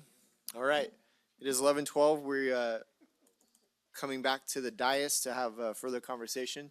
So I was chatting with CEO Riggs for a minute regarding what the process is going to look like next. So we'll kind of have a little bit of a conversation. Again, you guys, this is fluid. This is the first time we've done this, so we're going to have to work out the kinks as we go to try and make sure we have the best product at the end. But with that being said, CEO Riggs, would you speak with us? Yes, so thank you for taking the time to do that. I think we're all pretty interested in what the outcome has been. We will need more time to work with the Excel document to sort according to what you all have just decided on. So we would need a little bit more time where we can go into a real computer and get this done real quick. But in the meantime, we had some conversations about, that you guys could talk about, such as, is there any issue if, say, one board member votes for one item more than once? We didn't talk about that. And then we've also been talking about, there are some items I brought up, for example, none of you marked bargaining, right? We know we don't have a choice. We have to do bargaining, which is probably why you guys didn't put waste, but you didn't budget your dots on something that you know we have to do. But we will have those conversations about some of these items that are mandated that we have to do will be, by the very nature of the timing of these things, push some of these others, whether it's ongoing, we're already doing it, or whether they're your priorities. But what we'd like to do is we need the time to be able to sort this real quick. So Eric has gone in and he's put who voted on what, so we know how many, but we need to actually sort it so we can then put that up on the screen. We can go through it. But we could talk about some of the next steps too. For example, we could go through, talk about them high level. You could kick it back to department heads to now take what your decisions are, come back with recommendations for department heads. How do we incorporate what you would like us to work on? And what does that mean coming back with more details? Or we could spend, it will be an incredible amount of time, but we could do some of that today. You go through each priority area, you invite your department heads up, you talk about what does that mean. I would expect it'll take you a minimum of 1 hour per priority area, some of those probably more than others. So I guess I'm kind of looking to you, and you could, if you would like, you could ask some of your department heads who are here, how would they like to proceed? I mean, this is, by the very nature, this process is kind of clunky and cumbersome, and it is even more so, right? The only way we get the 5 of you together is during a public board meeting, which is great, but it doesn't always create the perfect environment for us to sit here and get the staff work done while you're waiting, and those who are listening. So I think there's value in having the first conversation, just kind of taking a look at it so you can really see what it looks like when we lay it into the document. But there's definitely some conversations that we should have, meaning department heads and our office, of how do we move forward with this? What does that mean? And then it would require us coming back. It will also, it takes time, but we do know that once we get this process down, it will become easier in the future. This is the first time we'll have had a strategic plan of this nature. So two things we're going to talk about real quick is the voting and then moving forward. On the voting, because there wasn't discussion prior about how many dots we could put on, I guess what I would like to maybe know, when you took count of the votes, did you count how many per supervisor per item? Like, do we know if somebody voted twice or two, put 3 stickers next to one item or 2 stickers? Do you have that? Or do you just have tallies? There was only one instance where a supervisor voted twice on this single action item. Okay, then what I would recommend is on that one item that we're just aware of it, because if it changed the majority of the vote, I think we should, as a board, discuss if we want to count that vote twice. So do we know which one that was?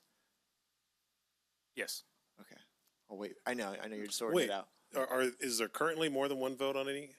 I thought we changed. Just one. No, yours was the Yeah. only one that had 2 votes on a single action item, correct? And I took we that moved that. vote and moved it. So is that still a problem? So it's still no longer an issue Oh. because. it was Okay, just to then, keep so So it's no everything's- longer an issue. So it's not an issue. Cool. So Yeah. we'll scratch that off. That's not an issue. We've fixed that one. And then But moving. for maybe next year, we hammer that out before. Well, now we know. So, but we fix it. So thank you for working with Eric on that. Okay, so moving forward, yeah, we're gonna have to have a quick conversation. I think we're all of the same mindset, and I can't speak for the full board, and they'll have to weigh in. But there's things that we're green that are already in motion. There's dates that are given for completion dates, and so one of my concerns is. This is from experience, having reports given to me and due, and then somebody comes in, supervisor comes in and says, stop what you're doing, now you have this report and this to work on, and then you come back 2 months later and you've forgotten what you were working on. It's like you waste so much time and energy slowing or stopping something that if we as a board, if it's in motion and it's gonna be completed, I think what I'm getting at is, do we want to, and again, this is the devil's in the details, but I almost kind of feel like the things that are in motion, I almost want to not touch them and figure out a way that the things that are majority voted on, I kind of want to give it back to the department head to come back and say, look, this is obviously a priority area. This one had 3 or 4 votes, so obviously it's a priority to the board. So we're going to work and we're going to squeeze it in here, and that means we're going to bump this because we can. Or you know what? Like I know for CDD, so many things that we want to do with housing, we need to finish Title 17. So if we have 4 votes on something else in CDD, but Title 17 doesn't have a vote, you know what I mean? Like as a board member, I don't necessarily have the expertise in all of these areas. Part of me just wants to give it to them, let them figure out where they think it's best going to fit on timelines, working with their staff and the resources they have. So hopefully I'm making sense. Is that making sense, everybody? I kind of want you to weigh in because I think it would be great to know. Obviously, we're going to find out today what we voted on, the majority and where those fall. But and I think we should do whatever item we do first is how it's going to affect the rest of the conversation for the other 4 items moving forward. But I'm curious, in a nutshell, if you guys agree, we find out what the majority are.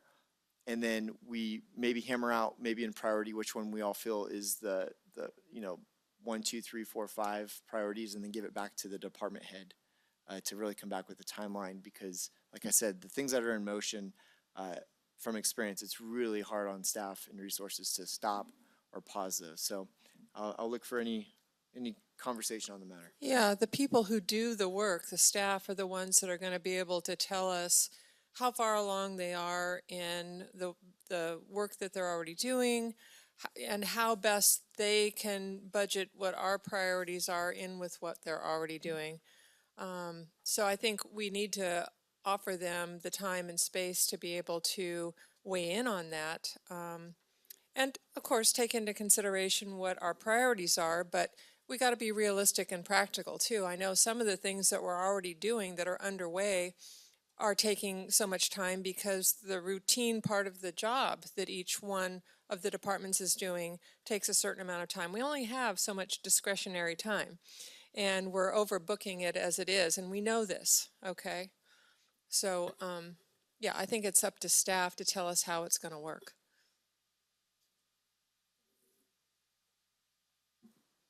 Yeah, so I echo the comments of Supervisor Half. The items that are in progress at one stage or another, and a comment was made to me, it's probably been several weeks ago, when we were first starting on looking at this process, was that, if we provide new direction, that says this is now our priority, and we've just got to do that, you know, when they could be very close to getting something completed. So we need to rely on them, you know, their expertise. And if they, even if something was a lower priority, and we haven't prioritized these yet, you know, so I get that. But even if we do, if it's a lower priority, but it takes minimal effort to get it accomplished, then they should, you know, have the, approval, you know, of the board to go ahead and bang that out and then dedicate their resources to, you know, working on the other items. So, yeah, it's a fluid process, but, you know, this is good. This is, you know, paints a picture. Yeah, and Title 17 is a really good example. There's a number of projects happening within CDD right now. We have said, okay, this is another priority, but never quite had the discussion of, all right, of the things happening, is this the next first priority, or is that added to the list? And so maybe it ended up taking place of what Title 17's time was going to be, when the intention was maybe that's the next project. So generally I agree. I think to the CAO's office, at least my intention with this, we show that these are our priorities of what we would like to see be done, but then balancing that with, I think like Supervisor Goldenberg said, some of those on there, whether we voted for them or not, are very fast to do, can just be put out. I think that's a great thing to try and, you know, get some of those started. For example, there was 4 votes, I believe, on the housing specialist position. That's something that is not necessarily, you know, maybe a long recruitment, but it's not going to take a huge amount of time, hopefully, as compared to Title 17, which is very close to hopefully coming back to this board, or is, you know, a long time in progress at least. So I think just balancing, like he mentioned, what is quick and timely to do, what are the priorities of what we'd like to see done, and then which ones do we already have to do. Like you stated very well, I didn't feel the need to put one on collective bargaining, as that's something that is already in process. There's no not doing that. And so prioritizing that, I don't know what that would necessarily mean. So I leave it to your discretion. I think having that come back, though, would be nice to be able to see. And we can have it as kind of a working draft until then. I did have one question on the next level of this is the strategic planning, right? Of actually implementing these action items. Will that be coming back before the board here to approve and look over? One comment, and I think we'll probably be moving into that a little bit later. I want to make sure when we're setting goals, too, that there's accountability for us and for staff in the departments there. And to be able to do that, we have to measure what success looks like. So what are the metrics of success? What are we trying to get out of that?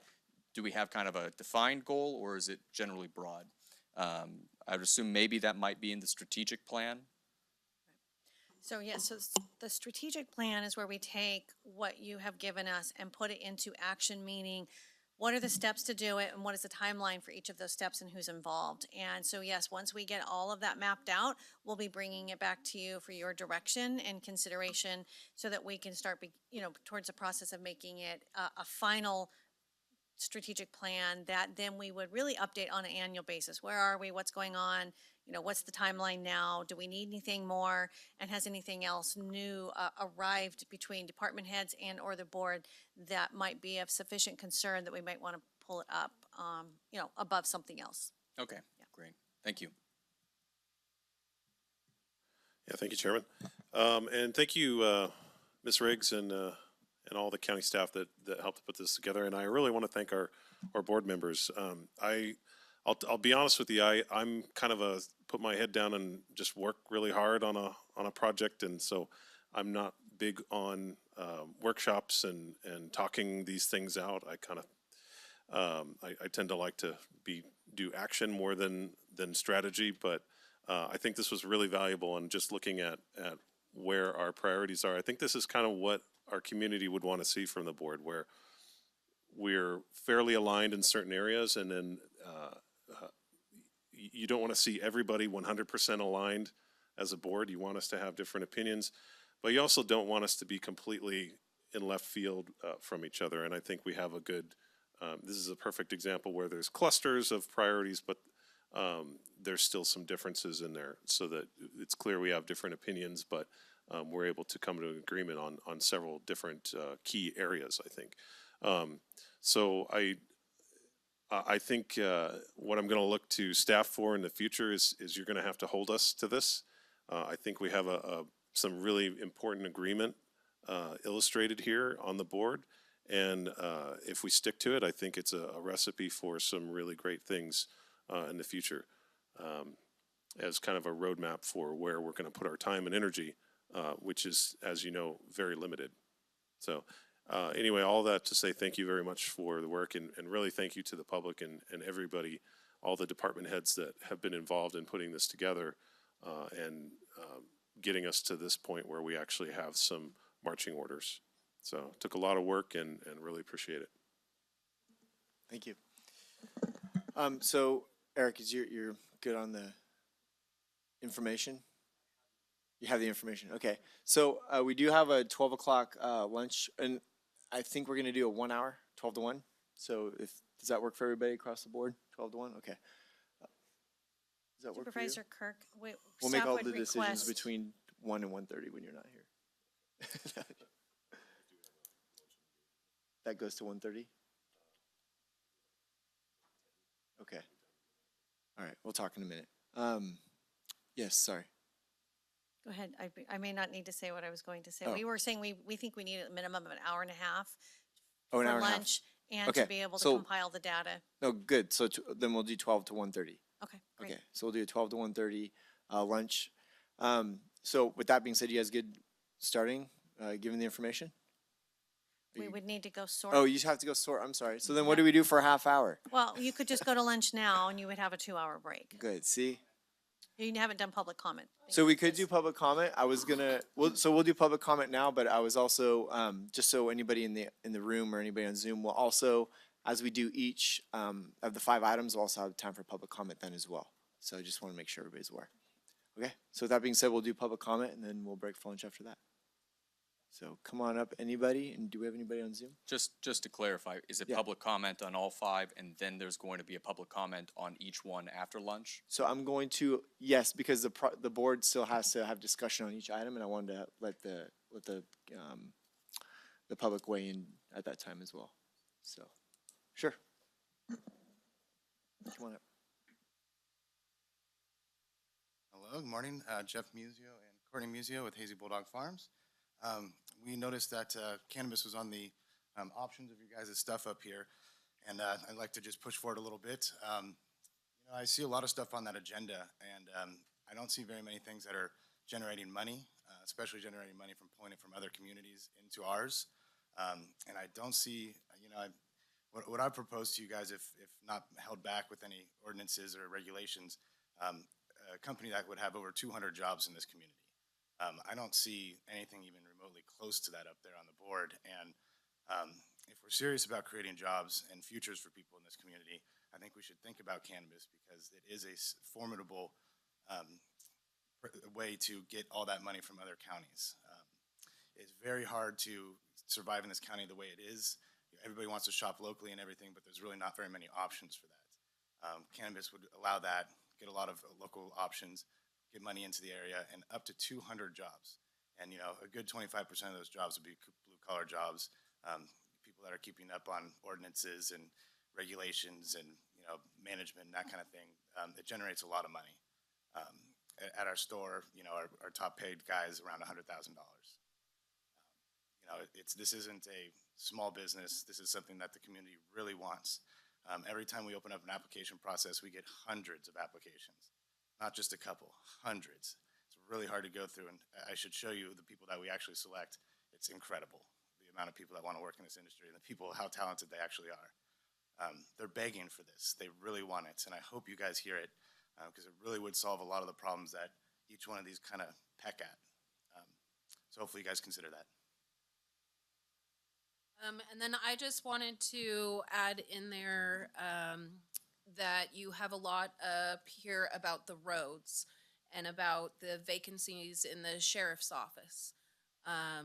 Money that is generated through cannabis can be allocated to those areas and can highly help those areas. It can help the sheriff's department in going after the illegal cannabis and making this much more controlled. And I know a lot of people have concern about children and getting it in the hands of children. Well, that's the illegal market that's doing that. So if we can put money in the hands of the sheriff's department in order to do this, we want to help that area. And then the roads, cannabis can give lots of money to the county. We can allocate certain money to the roads because you have a lot of stuff up there about the roads. Cannabis can be good for the county in a multitude of ways. And if you guys are looking at these action items and there's certain things up there that are very important to you, looking at cannabis as well will help those other areas. So we just hope that you fully think about what you're doing, what your action items are, and what can help those action items. So thank you, and we appreciate all your hard work. You guys up here on the board, the staff, and everyone else that puts all their time and effort into this. So thank you, and we appreciate you. All right, thank you. And Quincy. Good morning, Quincy Yelly, Community Development Department Director. I just wanted to stand up here because CAO Riggs has really been urging department heads to come up and advocate for what we want and fight for what we need. So just wanted to thank you for going through your exercise. I'm anxious to see what you've all selected, and would just maybe add to the conversation that you let this strategic plan feed into your board committees and commissions. I think this would be a really great way to focus the efforts that the public is doing for you for free, and to use those committees and commissions in a really positive way. Not just my department, but in a lot of other departments that have those committees. So thanks for your time.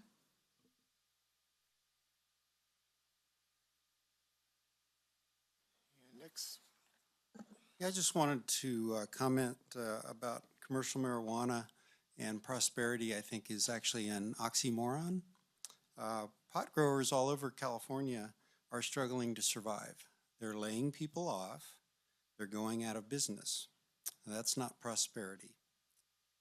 The federal government is actually thinking about legalizing marijuana, and they're talking about adding a 5% excise tax. California has a 15% excise tax, and Tuolumne County Measure M voters approved up to a 15% excise tax. So if you add that all up, that's 35% excise tax before income tax. So we're going to end up with a tax rate that's higher than the socialist countries in Europe. And we know that the high tax rates fuel the black market. So I think commercial marijuana and prosperity is an oxymoron, except for the black market, which is the primary pot supplier to our youth. I wanted to just add a little bit about our youth. The venerable CDC states that communities with easy access to drugs and alcohol are at a higher risk of adverse childhood experiences, which we know as ACEs. Children living with parents or siblings using drugs constitutes an ACE. Parents' divorce also constitutes an ACE.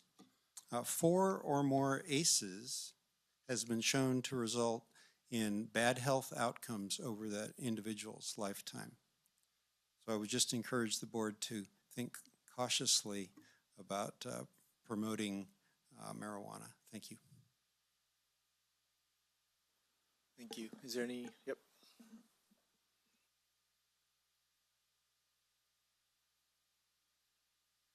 Well, I just want to do a little comment on what I've observed up here. So roads and public safety and fire are 3 of your legal obligations to provide as county government. And I heard a lot of talk about our employees, and we need to do all this stuff for our employees, and our community needs to be healthy. And I'm not seeing a lot of dots up here. And there are some sections that have like no dots at all. So the only thing under employee excellence and organizational resilience that I see with 4 dots and 3 dots has to do with long-term debt and your committees and commissions. So that wouldn't make me feel very valued as an employee. And community health and prosperity doesn't really have much either. So what are your real priorities? All right, thank you for those comments. Do we have anybody on Zoom? And is there any other public comment in the audience? Okay. All right, not seeing any. We are going to break for lunch at 11:36. We'll be back at, let's call it 1 o'clock. Does that work for you? Or 1:30? 1:30? Okay, we'll do 1:30. So thank you guys. We'll see you at 1:30.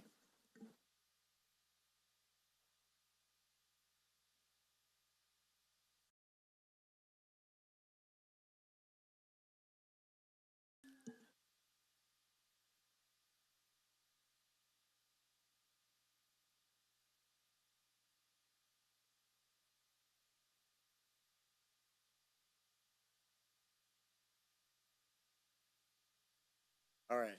Are we good? Okay. Good, Heather? All right. We are back on. It is 12th of April. We're reconvening from lunch break. And Tracy, do you want to start off with the presentation? Just kind of high view, and then we'll get into it. Okay, I am going to defer to one of my colleagues here, but first we'll let you know what we did, and then we kind of walk you through it just so everyone can see it, since not everyone, I know there are people who are watching and listening. So what we did, and we say we, Eric did, was we not only, they are now sorted based on the number of votes. So when you see on the far right-hand corner, it says votes, that's the total number of votes for that action item. Then on the farthest right-hand little square, there is another one that tells you the number of votes that objective also received from the board members. Knowing that in each priority area, there were only available, there was only 25 votes were available for each priority area.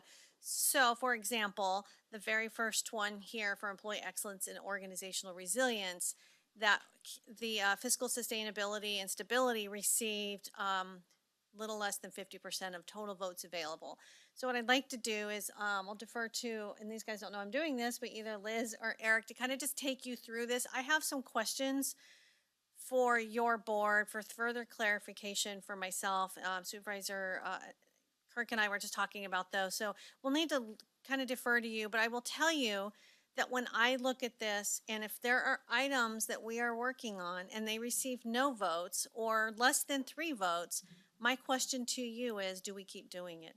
Because it's very clear it's not a priority for you when I see that. And well, but that's the way I'm interpreting this. So if we are in the process of doing an RFP and you did not mark that RFP is a priority to you, what I would tell staff is stop working on the RFP and let's put our efforts towards areas where we're seeing more votes. So it's not only in the line item, the action item, I'm trying to remember all of our right terms, but also in the objective area. So with that being said, I'm not sure which one of you wants to go through it. She's pointing at you. And are we going to go through? Clarify where we each come from on that. Sure, and we can make a comment, but what I'd like to do too is I don't want to go to, I kind of want to do a section once so we figure out how we're going to do this process moving forward and do it thoroughly. To answer your question, yes, we can comment on it because I do believe that the majority of the board, when we saw things that were in green, we didn't want to waste a vote on something that was already in the works. So I talked to CEO Riggs during lunch about it. So there is some suggestions. I'll just mention it real quick and then we'll get comments real quick. But my thought was, the votes, the things that had 3 or more from all of our stickies, my suggestion to this board would be to lock those in. Like those are done, there's a majority. That will go back to staff. Staff will figure out how to incorporate that into a timeline. The things that are green that are in process that haven't received any votes, I think for me the biggest question is, well, what is it and where are we and why is it important to complete, or maybe it's not important to complete. So it's almost like the green things need to go back to staff and they need to put the what it is, where it's at, and maybe why it needs to be completed, or maybe why it doesn't need to be completed. because, I'll tell you right now, some of those, ones that are highly voted on, once those are, let me backtrack. The ones that are in green, actually, no, I'm gonna save those comments for later. I don't want to muddy this because it could get muddy, but I'm trying to keep it as simple as possible. So again, I'm suggesting that we lock in the ones that have a majority of vote, and that at a later date, after this goes back to staff, we have the what, where, and why on those green items. Because there are some that we may want to cut, but I think if we open up those green items to discussion, if you look at how many there are, we will literally be here until 10 o'clock tonight, because we're gonna have a million questions, and I think a lot of those questions can be fleshed out if staff breaks it up, where it's at, what it is, and why, what it means if we complete or don't complete. So I will leave those high-level thoughts there. Yeah, I basically agree with everything you said. I just want to know if there was anybody on the board that considered, if they didn't mark, how do I want to put this? For the green areas, that we're going to keep doing those until they're done. Is there anybody that doesn't think that that's important to follow through on? Okay. Yeah, just, I don't know if you meant it like that, Tracy, but that's the way I took it. Like, we didn't think it was important, so that's why we didn't put a dot there. And I considered those already important because we're working on them. And so my dots went elsewhere, and it sounds like the rest of the board did too. Yeah, and what I'll do when we get there, I'll ask for further clarification. And I bring up, for example, the capital improvement plan that's not on this, it's further down. But that received, I think, 1 vote. It says green, but it's only because we're working on RFP. But what that tells me is that, and that's why I need to get further clarification as we go through these, is that when I see that, it tells me that the board's probably not going to fund a contract for that, so we shouldn't continue working on an RFP. And that's why I need clarification for those types of things, because some of them were in the very preliminary stages, which is where Supervisor Kirk and I were going. If we're in the very preliminary stages, does the board want us to continue, or would you rather us take those efforts and put them towards where we have 3 or 4 or 5 votes? So that will help us out a lot, and that's why those clarifications in those green and even the white, we're not saying we're going to eliminate them, but they'll move to the bottom, right?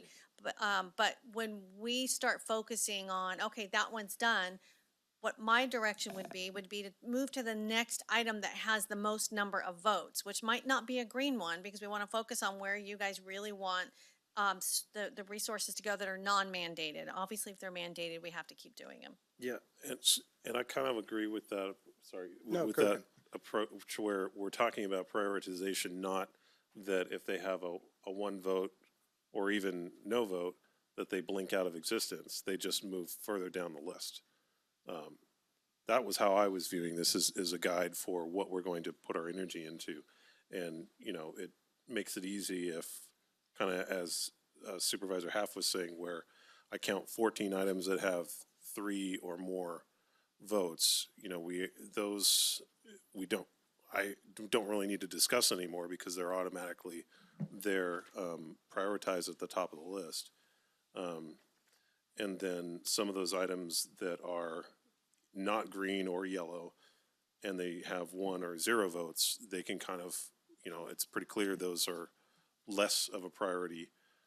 Really, where I want us to spend most of our time talking about is issues that have maybe 2 votes, and with your advice, whether staff says, maybe they should be 3 votes, or maybe they could probably move further down the list, kind of that in-between area. We have some very clear priorities, like I said, 14 with 3+ votes, very clearly top priority. Many more with 0 or 1 vote, less of a priority. What do we do with the in-between? It's kind of how I was looking at it. So I'll just jump in briefly too. I agree with, both what Supervisors Half and Campbell have stated. Just because we, in progress, the green category, certainly don't want to abandon those. I may have put a couple of dots on some of those areas because I wanted to emphasize that, but by no means do I think that if they don't have anything on there that we're stopping the presses, right? And Supervisor Campbell kind of hit it, if we have ones with 3, 4, 5 dots, I think those stand out. and those are fairly easy to rate. You know, the ones that are two dots perhaps, you know, and in any one, you know, category, there might be multiple ones with two. And so during this process, you know, I'm not sure the best way to do it, but, you know, if I had a dot on a new item, let's say, not a green in progress, then we should be discussing those, and I could move my dot to another category in order to bring it up, you know, to one. You know, we only want to have so many in each area. We need to be realistic, but, you know, it's a fluid thing. So, you know, but if there's no dots or one dot and they're not in the green category, then we need to figure out how we're going to sort those out and make them rise to the top. So, to chime in too, if it's ongoing and mandated, my understanding is that would be a level of priority that's given to that automatically. And then we have the ones that we put there. There's other factors just to consider too, that I think if we start talking about it and trying to weigh for every single thing, you know, some of those are time sensitive up there. Some of those are very fast to do that are low or high priority. And everything on there, I think, is to an extent a priority that we would like to see done. Just because it has no dots next to it doesn't mean we don't want that to happen. We would have removed it if we didn't want it to be on the list. I'm comfortable, and I thought I heard from everybody that again, with ongoing or mandated stuff, we generally want that to be given reasonable priority with what you think. I'm comfortable handing that to your staff to then come back with a strategic plan to say, okay, we incorporated all of that, and this is what we got. So if we kind of get up here to it, it's, you know, how many dots are on it doesn't, you know, that doesn't also take into account that, like, again, hiring a housing specialist, that's going to be really fast. Some of those up there are really massive goals that are going to be hugely impactful in multiple departments. Some of them really fast. So I'm not sure we even need to discuss it. I'd be comfortable leaving that up to CAO and having that come back with the timeline. Okay, what are you hearing from all this?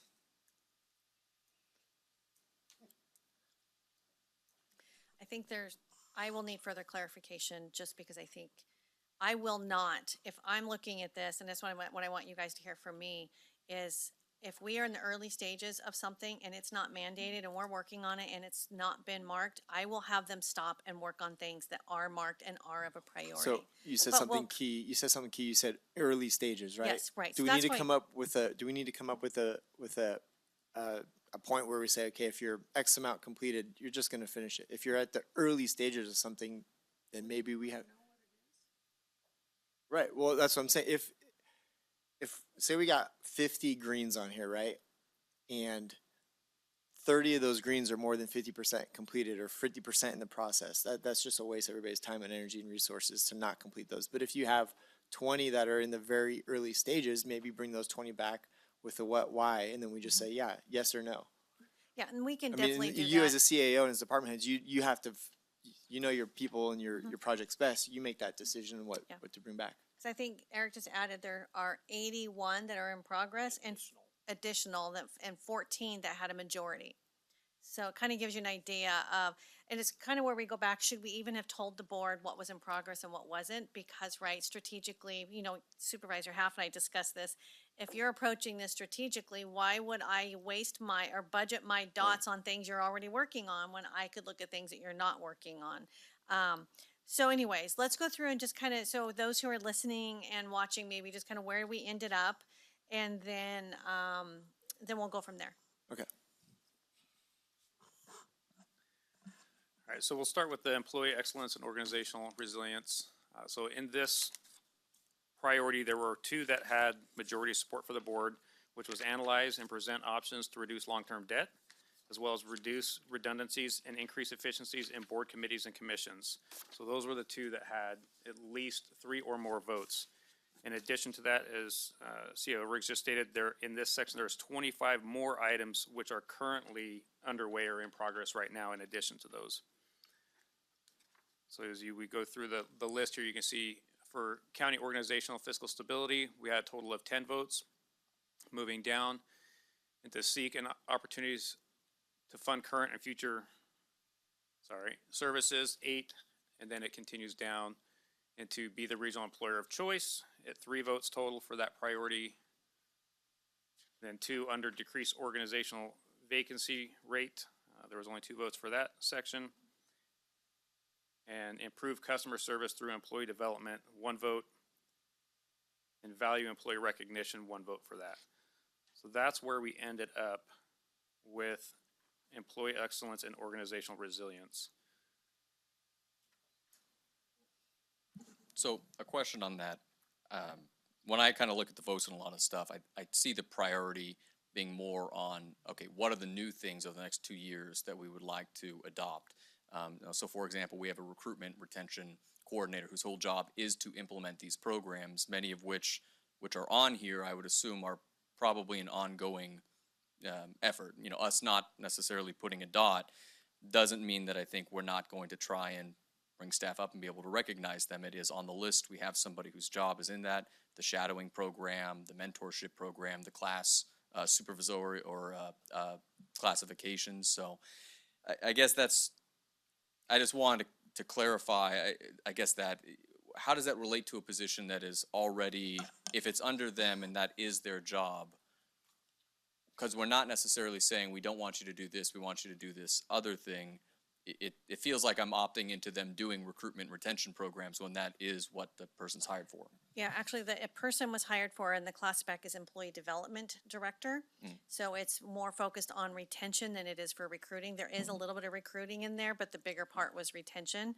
And that is one of the ones that when it comes to coaching and mentorship programs that she's helping, there is definitely support from others. But that is one of those areas where there's not like county council and my office and significant resources from 5 other departments are not going in to make sure that runs. So that's where we say, what kind of capacity does it take? The capacity it takes to keep them going are relatively low. So that would be one that, yeah, do you need to put more dots? Probably not. You guys funded that through a position to focus on retention. That employee development is all about retention. So I would agree that in those particular areas that you already made it a priority by funding the position. And that's why she's here and doing that good work. I don't know if that helps at all. Because I don't want the takeaway to be is that, oh, nobody thought this was a priority, because I think there is a position working on that. So thank you. Make a comment too. And that is, you look at the objective, decrease our organization's vacancy rate, and yet we don't have a single vote there. And I know this board is really interested in, you know, getting these positions filled. So this, for example, this category doesn't reflect the board's desire. So I'm just a little worried. So with that, and we were kind of talking about this a little bit, if we lock in the ones that we voted for, we put our time and energy and resources towards accomplishing those, and then as those items get completed, nothing on this list is going into, you know, nowhere land. There's basically a bank caseload. You have your 4 or 5 that you're going to knock out, you're going to go after, you're going to complete, and then the rest of it is, and maybe some of those are ones that are already going, they're already in green. But then the rest of those are part of the ongoing discussion, the annual conversation where we say, okay, look, we have now completed these items. Which one of these 20 that staff and that the board at one point felt were reasonable action items, which one are we now going to kind of bump up into that, you know, put time and energy and resources? Because I'm just sitting here and I'm thinking, and correct me if I'm wrong, but like, I think this is the whole point of what we're doing is we're getting a shot at how much crap we're actually doing. And like, if we're going to be effective and finish stuff, then we just need to be laser focused and get it done. Otherwise, we're going to be an octopus all over the place trying to, you know, one hand on one thing, one hand on the other. And so, although I don't like the feeling of how a lot of this may go, I think it's important to stay laser focused on the things that we want to see accomplished and then have these ongoing, you know, biannual or annual conversations where we're looking at action items. I think that was the point. So, so we got to figure out how to do this, you know, this employee excellence and organization resilience, because how we work this right now is how it's going to set the other 4 that we do. So, what are you hearing from all this as far as, you said you needed clarity a minute ago. Clarity is we're all agreeing on the 3 or more votes are going, those are gonna be a priority for us. Right. I feel like the next thing is the things that are in green that are already in the works. I'm hearing from the rest of the board that we want to continue. It's almost like that comment that you said, if we would have never known about those, they would have continued to go. No, they just would have been listed and you may or may not have voted. We just wouldn't have highlighted them as we were working Yeah, on because them, I is what didn't vote meant. on anything green, because my assumption is I want to be, we got staff time and energy on it, let it And I finish. think, I mean, some of these are simple things, like on the very first page, the bottom, a few of the board members have said you want to participate in the HPO trainings, yet only, none of you voted for it. That takes money. So he has to develop a special program just for elected officials. He's never done it before. He's willing to do it. But if I see no votes there, I'm wondering, do Is you that guys green? all want to, it's green. Where's that And under? that's only because we've asked him to begin working on it. But is that something, is this reflective? Is this really important enough that you all want to spend money? And are you all going to commit to attend, right? So those are the types of things when I say they're green. Is that something you want us to continue to pursue? Or would you rather us not pursue that for now and pursue So something Tracy, different? you know the devil and the details and all these things, like Mm-hmm. for that one, where you know that we haven't begun to create that program yet. That's why would it maybe be better to bring back some of these green items that Yeah, you need I'm more very than happy to specific do that, clarity on? Because if you say if high level, if you say it's already in the works, it's already going, I don't want to pull from that, because we've already agreed, we've already made decisions, we've already had it on the agenda, we've gone down that path. But if we're trying to be more effective here, and I see what you're saying, I would kind of rather you bring back, maybe we have 50 of these green items, but there's 10 that are really irking you that you need clarity because we're at those very beginning stages, and yeah, let's have a conversation about those, because this Yeah. is new. No, well, definitely we can bring back the green items. But I think, not all of the green items are the same. And so that's why I need to hear from you, and we can come back to give you more information.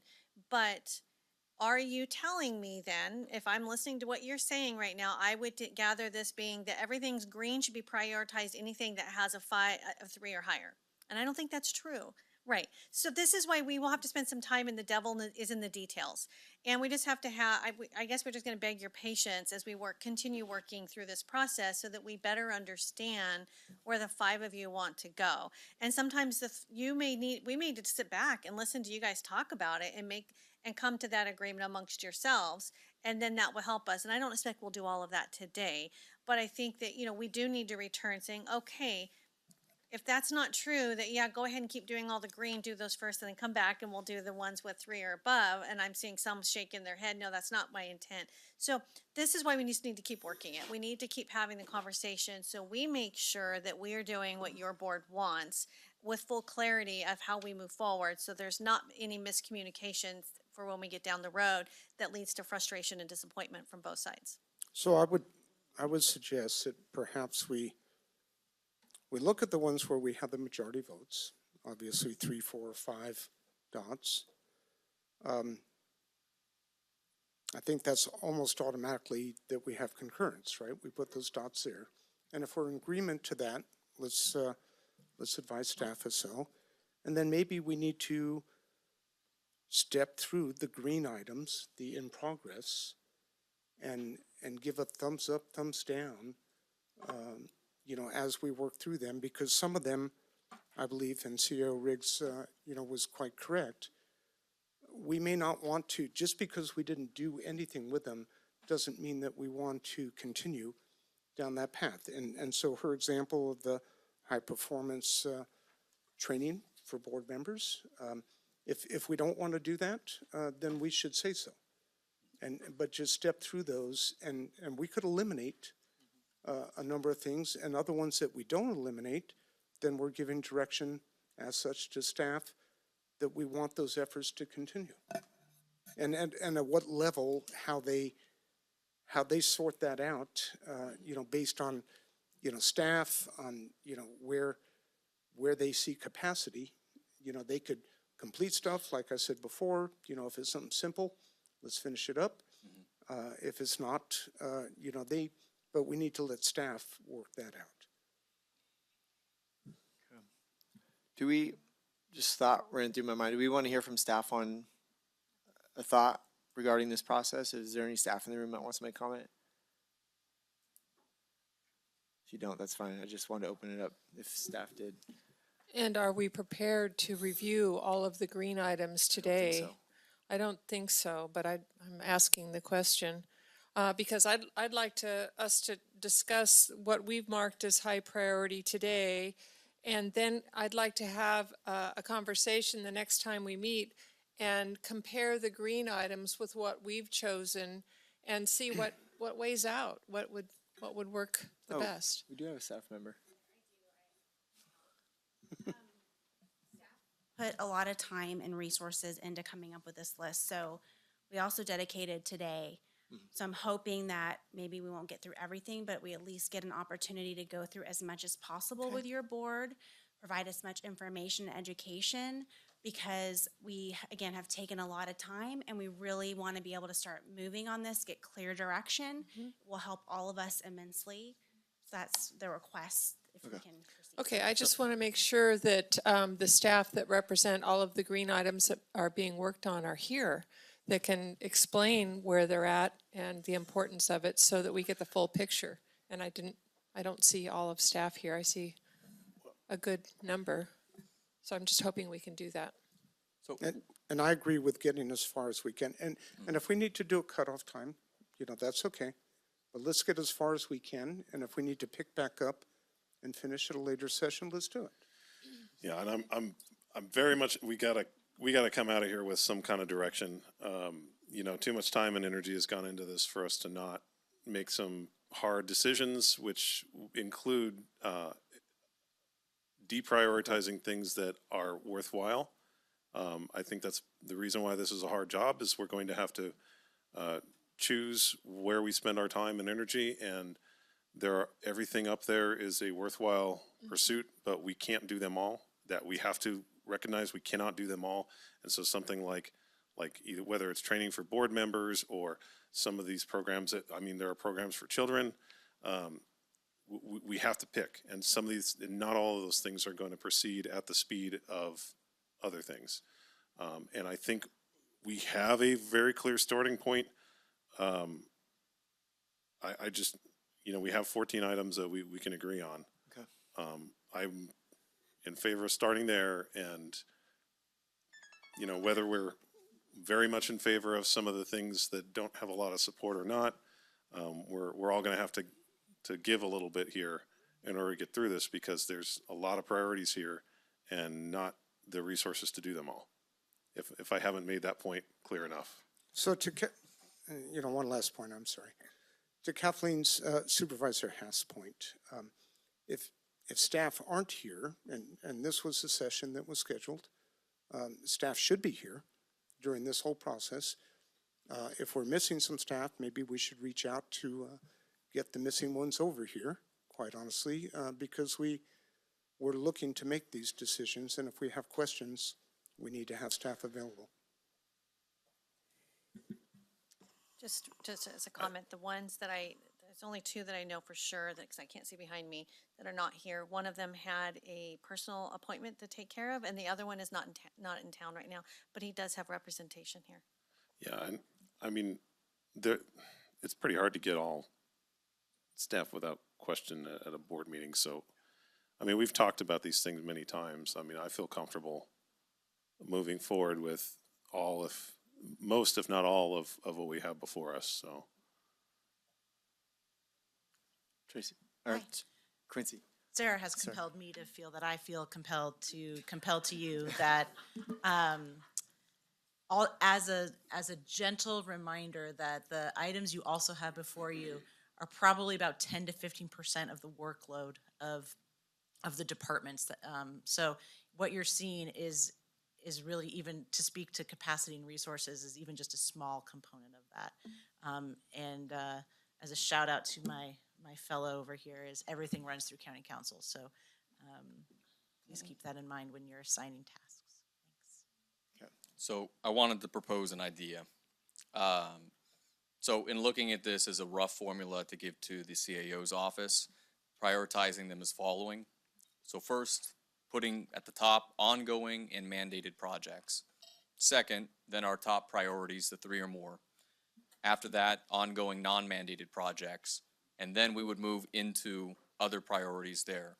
and then giving the CAO's office discretion to move them up or down individually based on other factors that we can't consider today, like this one's really fast, or it's got a timeline, or that one we need to do in a year. If that would work. Can you repeat the order? Yeah, so it Yeah. was, So first would be what's ongoing and mandated, right? Second would be our top priorities with 3 or 4. Third would be ongoing non-mandated projects, because we have to clear that backlog. And then fourth, working through the other priorities on the list, giving the CAO's office discretion to, on a case-by-case basis, move them up or down with a good reason. And have that be what comes back to us. I think that's an excellent idea, and that's, I was actually almost getting there right where you were before you got there, so I'm disappointed you had the idea first, but, yeah, no, I think that's a really good idea, because we need to prioritize, yeah, we need to prioritize our priorities. Too many P words up here. So anyway, yeah, I agree with that. I'm in support of Supervisor Brandon's, Okay, so suggestion. ongoing mandates, our top 3, majority votes, 3 or more, and then ongoing non-mandated, or ongoing projects that are already going that are non-mandated, correct? Okay. And then I think the discussion, the later discussion will be other priorities. So do we need to have, what conversation do we need to have at the board today if that's the order that we go down? There is one question we're gonna have to answer, and that's what sort of mandated means in that list. I don't think we need any more conversation. Sorry. Because So- basically all we're left with is that element, the last element, which would be the non-mandated items that receive 2 or fewer votes. We're letting the CAO prioritize those and bring them to the board as needed. Is that correct? How does that work with you, Tracy?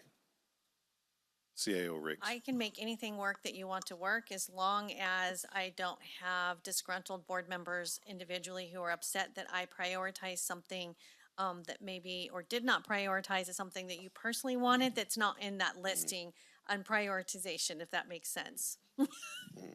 So if I do So this and she's you saying she wants us to stick to, stick what you're telling me. Stick to what we're telling and you, don't come okay. after department heads or our office when we're not going after your pet projects, because we all have them, all of us, I mean, myself included, where we're looking at something we think is really important for the community and the organization, and maybe it's not where the majority is. And we will get that through the majority votes, which is your second item there. But when we go to ongoing non-mandated, right, so we prioritize those, it does mean some of those, like, I'm gonna tell you that the HPO thing is gonna fall off. I mean, in this, I'm just not gonna spend time or pay that contractor to develop something that's not I'm not gonna say it's not important to you, it's just not a priority in comparison to the rest of the items that are going on in the organization. Does that make sense? Am I understanding you would- correctly? Be okay, and that would be a totally valid reason to, I think, move that down in that list. So let's get to work. Yeah, and I think that's where keeping those other items kind of like a bank caseload, where is if there is capacity in the future and if things fall off, then we have those conversations about, hey, look, we had these other, other priorities, but they didn't have votes. We need to have a discussion about that. That's kind of where that annual, biannual conversation comes in. Okay. So, Do you want them to go through these others for those who might be listening? What would you like to do? Oh. The sort of mandated too? The sort of Just to be mandated. clear with that, That's I usually- consider that ongoing mandated.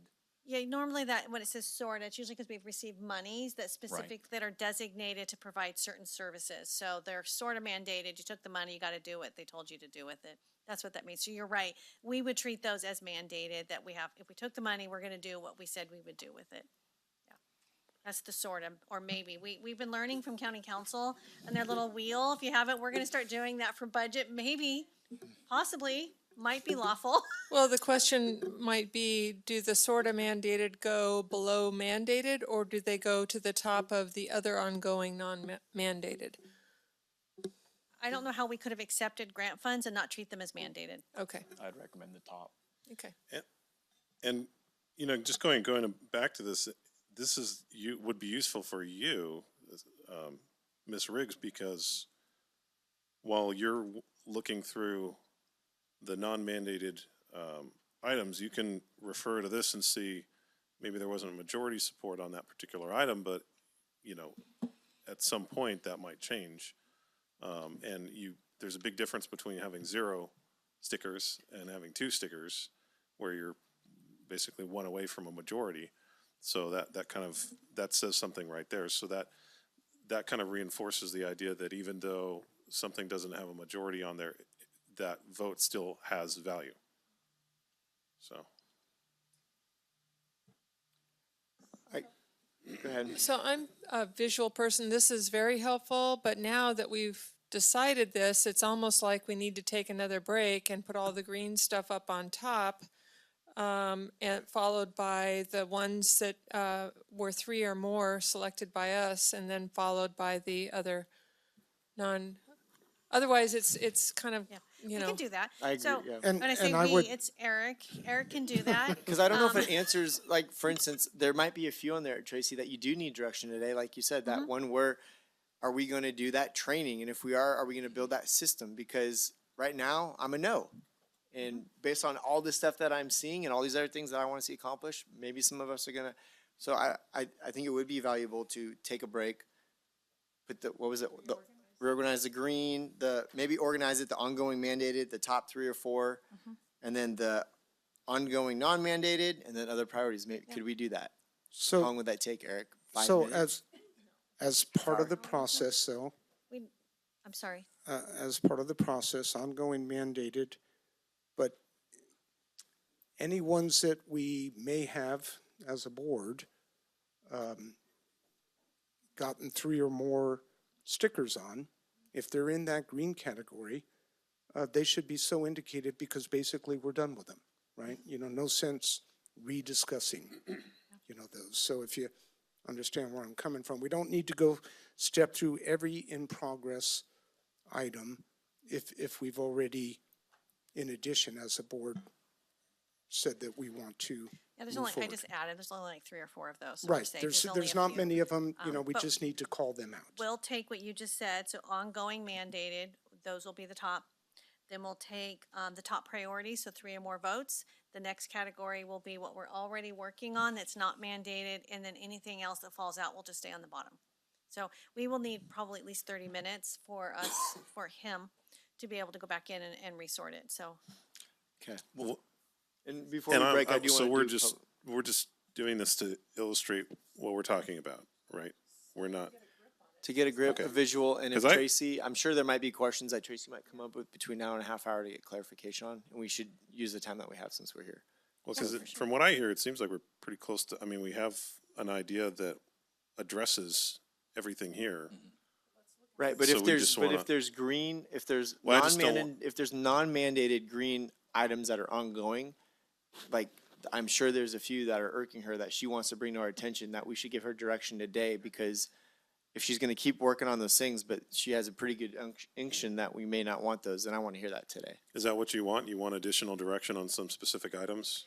It will definitely help us before we, Okay, I mean, let's we'll do it. probably be able to do this for another month. And Right. so do we continue working on some of these or not? And Well, I think Jaren's idea to Yeah. categorize like this just eliminated about 3 hours of baloney. no, I think it's a great idea. So I think I think we should use whatever time we have to get your questions clarified for the organization, for the department heads.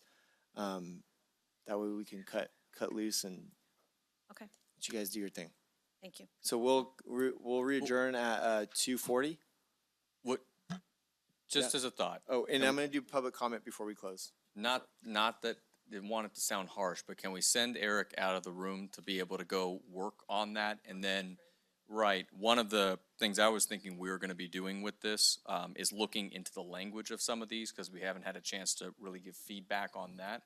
So we could spend that time looking at the language of it while he works on the visual display of how it is, so we don't have to recess for another 30 minutes. I hear what you're saying, but part of it, I think Tracy needs to be with Eric to, And- right? And I have to I say, want the team to come together and didn't your we look at questions. the language first thing this morning when we offered up our comments? I was You know, only so- asking questions or to ones that weren't there with the assumption that the language we would review afterwards.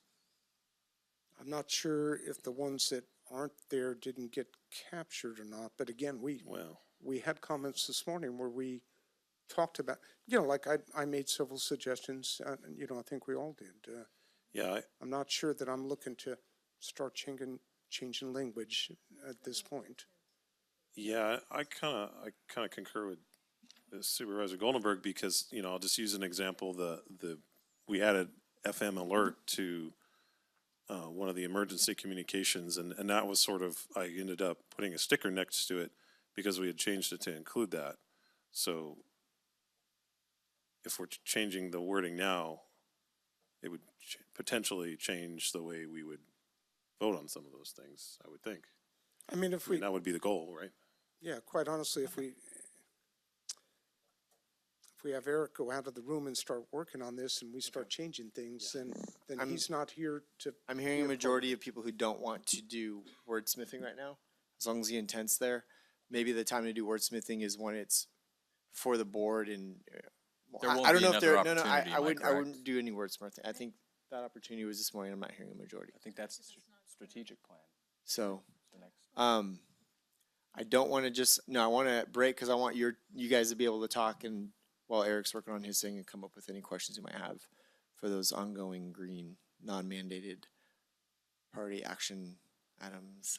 Too many words. Okay, so before we break, I want public comment. If there is any in the room or any on Zoom. Is there any on Zoom as well? No, okay. We do have one public comment in the room.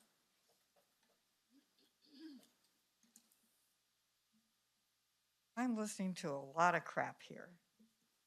And this is very disappointing to me. I've sat here for hours listening something to be discussed ad nauseum. And then when I look on here, there's no votes for stuff. So it might be useful for me to see the green and then the pink and then the yellow and whatever, like Kathleen suggested. But I heard an awful lot of conversation about making your employees feel valued. And there's nothing here that would make me feel valued as an employee. Well, then you point me out one, because I didn't see it. We got long-term debt and committees and commissions and unfunded liabilities. And some of this other stuff down here got no votes. And you all, Tracy's talked about the high performance organization a long time. You got the Beyond Burnout book, you're doing all these book clubs, and then no votes. And, and she's put time and effort in there. Maybe it would be good for you. And then there was like the mentorship program and job shadow and, an engagement survey. That wouldn't take that much probably. No votes. So I'm a little baffled at the hours of conversation I listen to on things that you say are important, and then there's no stickers. So I'm really confused as to what you want, except for things that you already have to do. Is there any other public comment in the room or on Zoom? All right, and I will just mention, if we had 10 stickers or 15 stickers or 20 stickers, there'd be a lot more items, but we only have 5. So in a sense, the way that we're organizing it, it's things that are up there are still going to get a vote. It's just going to be brought down on the priority. That's all it is. That's the way I view it. Otherwise, they wouldn't be an action item. So, okay, 12 or 2:14. So we'll. You need a half hour. Does 2:40 work for you guys? 2:45. Well, I know it's not exact. Okay, so we will do exact 30 minutes, 2:45. We'll reconvene at that time. No, he'll be ready.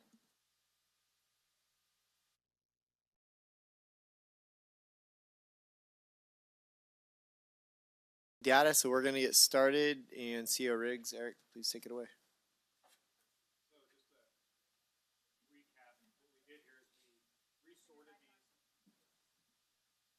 There we go.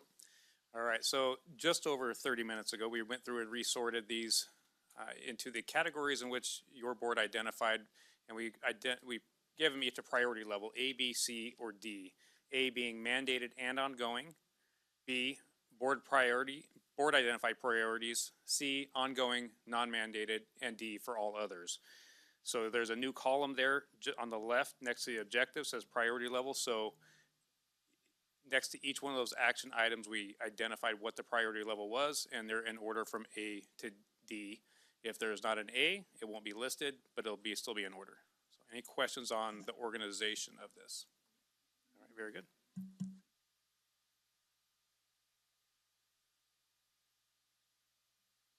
Okay, so next we're going to go through the green items, and we don't have questions on all of them, just a few of them, and I'll be looking at you, for general consensus of making sure I understand correctly. So the first one is on page 1. It's under B, the regional employer of choice, and it's about the high performance organization training specific to the board. What I gathered from you was you did not want us to spend time at this point, the time and the money to contract to have someone come in and do that. Is that true? You said is this for board members and staff or just board members? This is just board members. So we should probably continue to do remove and staff. staff. Okay, so you're just asking specifically for board members? Just for board members, So yes, we need sir. to have a vote if we want to spend time, money, and resources on board member high-performance organizational workshop. General consensus works as well right now. I think I'm the one who brought that up originally, and although I still think it's important because our employees are getting trained in HPO organizations and what it means, we have too many other things that I think that rise way above this to consider it as a primary objective at this point. Okay, so I'm going to look to, Sarah, help me with this because obviously, well, it is on the agenda, but we can do, or Tracy, do we need a vote or do we just do consensus? Right now, we're looking for board direction on how we're continuing to put this together, so I don't need a formal vote from you, but direction on where we're doing. We will come back with a formal document So for final the reason why I approval. asked that is because do we need public comment before we were to move on that? If you were to vote, yes, but since you're giving direction on it and you've asked for it, and of course, before you wrap up, you can also ask one more time for Okay. public comment. So I'm going to look to my right and left. Do we have consensus? Especially since Supervisor Half was the one who kind of suggested it back in the day. Do we have consensus to kind of to strike that one moving Yes. forward? I would say yes. I concur. Okay. Well, yeah, and I wouldn't say strike it, I would just say, Move it.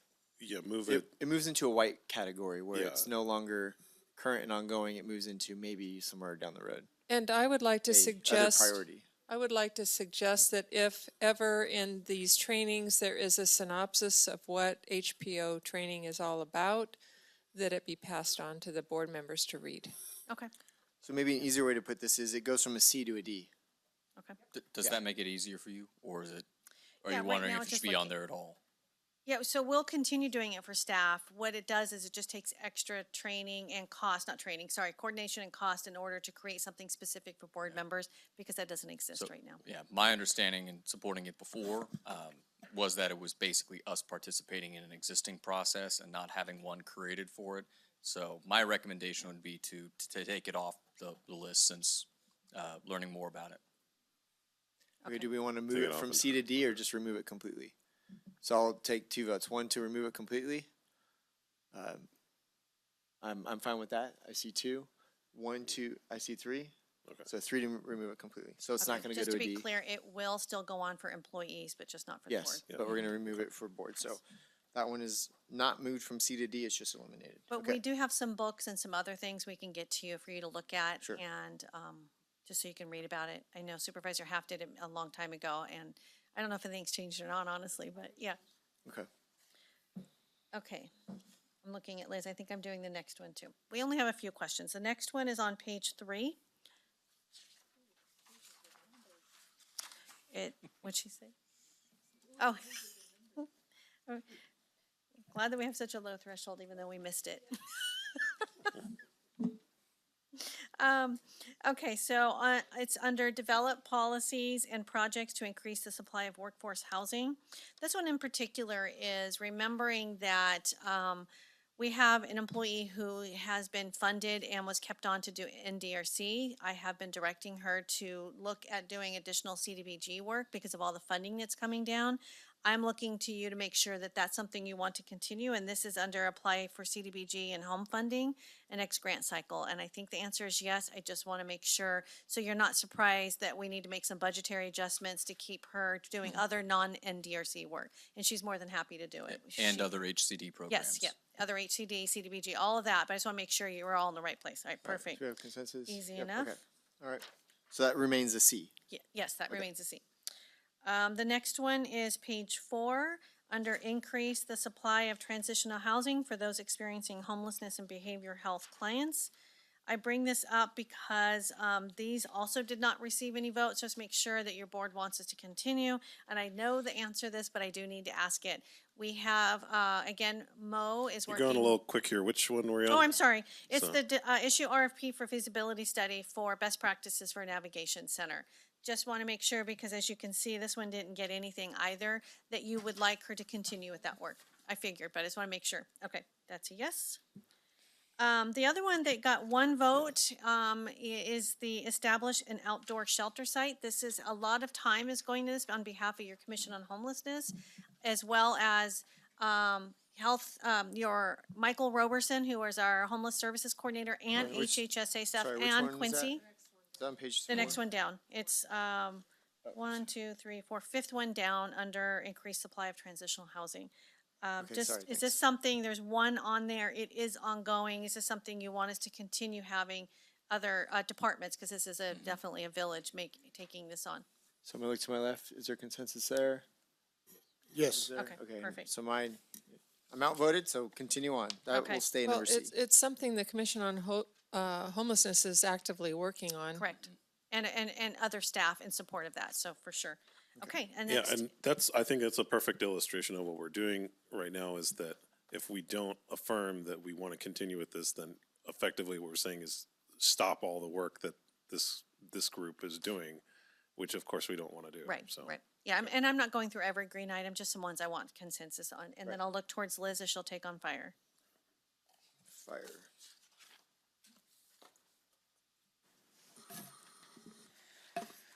Okay, so just a couple questions for fire. So looking at the first objective, prevent loss of life and property.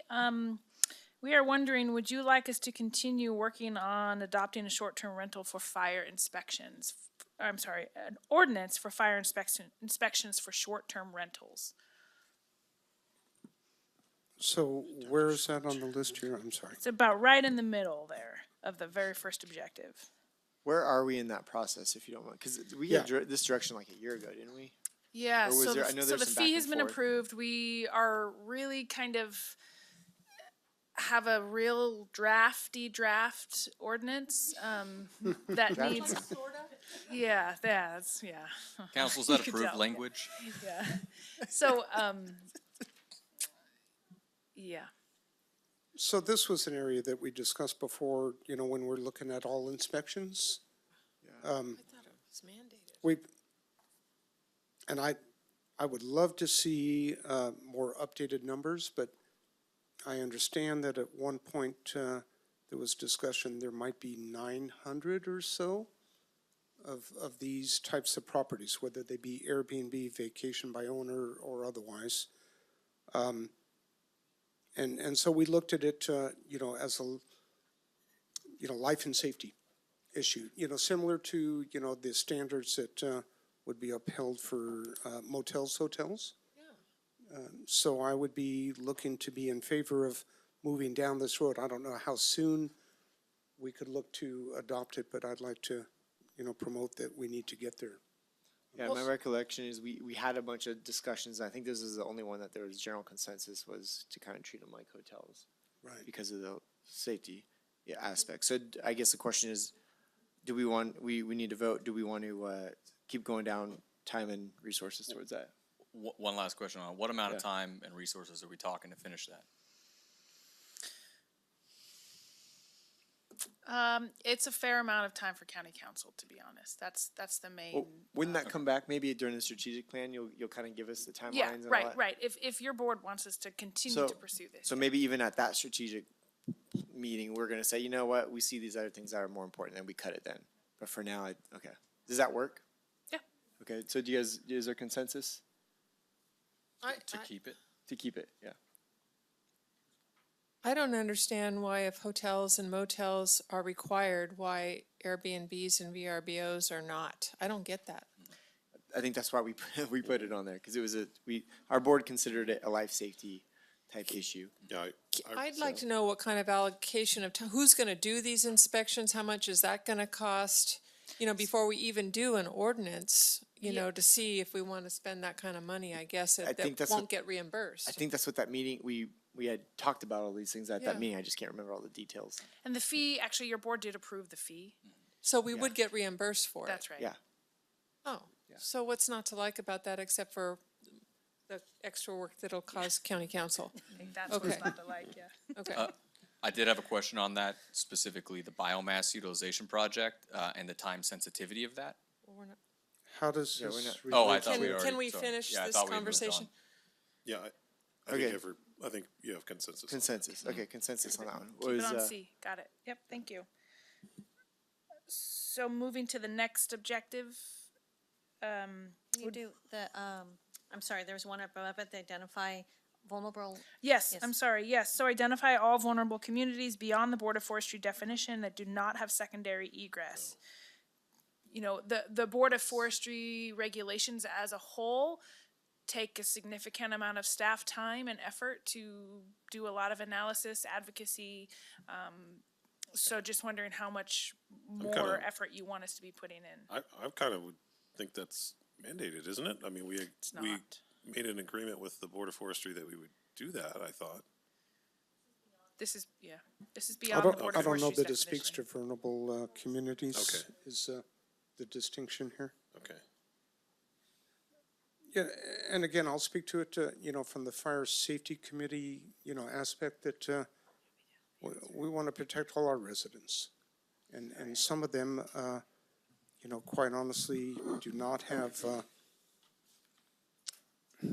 there's not the ability to inform them as easily.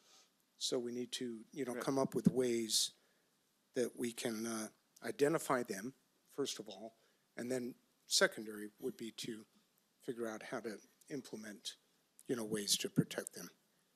and I'd be in favor of this because I do remember this conversation. I believe there may be funding in the future for secondary egress routes for communities, which is, I think, why this is on there.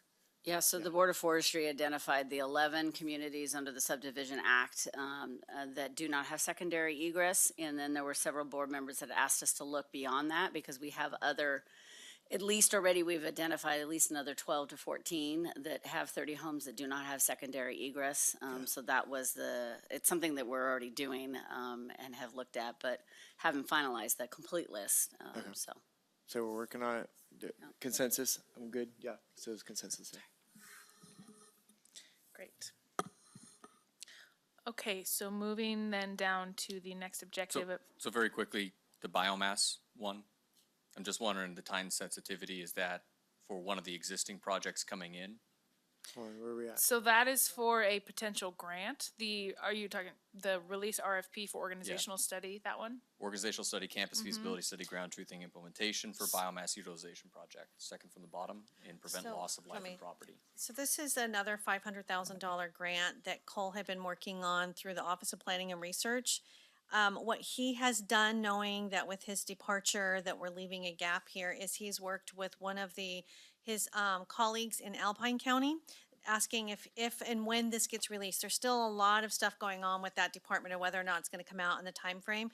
He has a colleague who has said that he would take on being the ground administrator and running that on behalf of the 5-county region.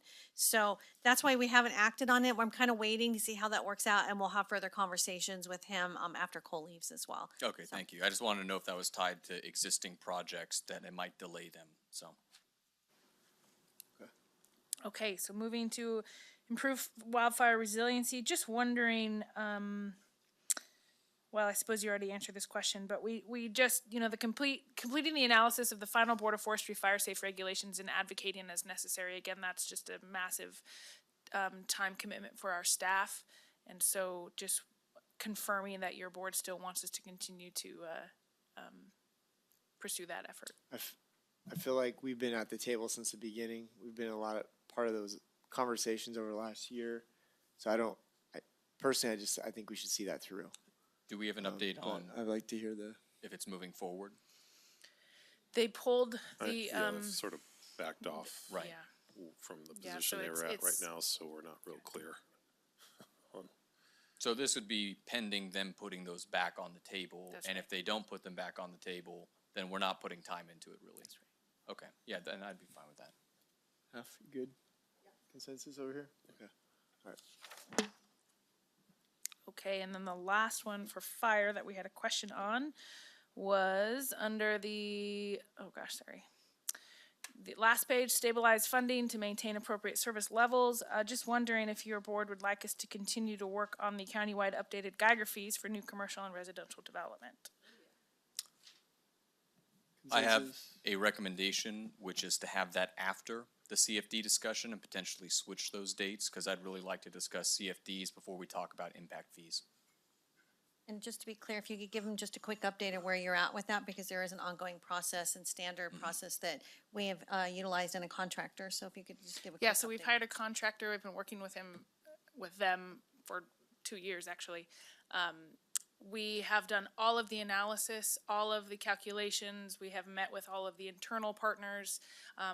We have a external, like, stakeholders group that we've had an initial meeting.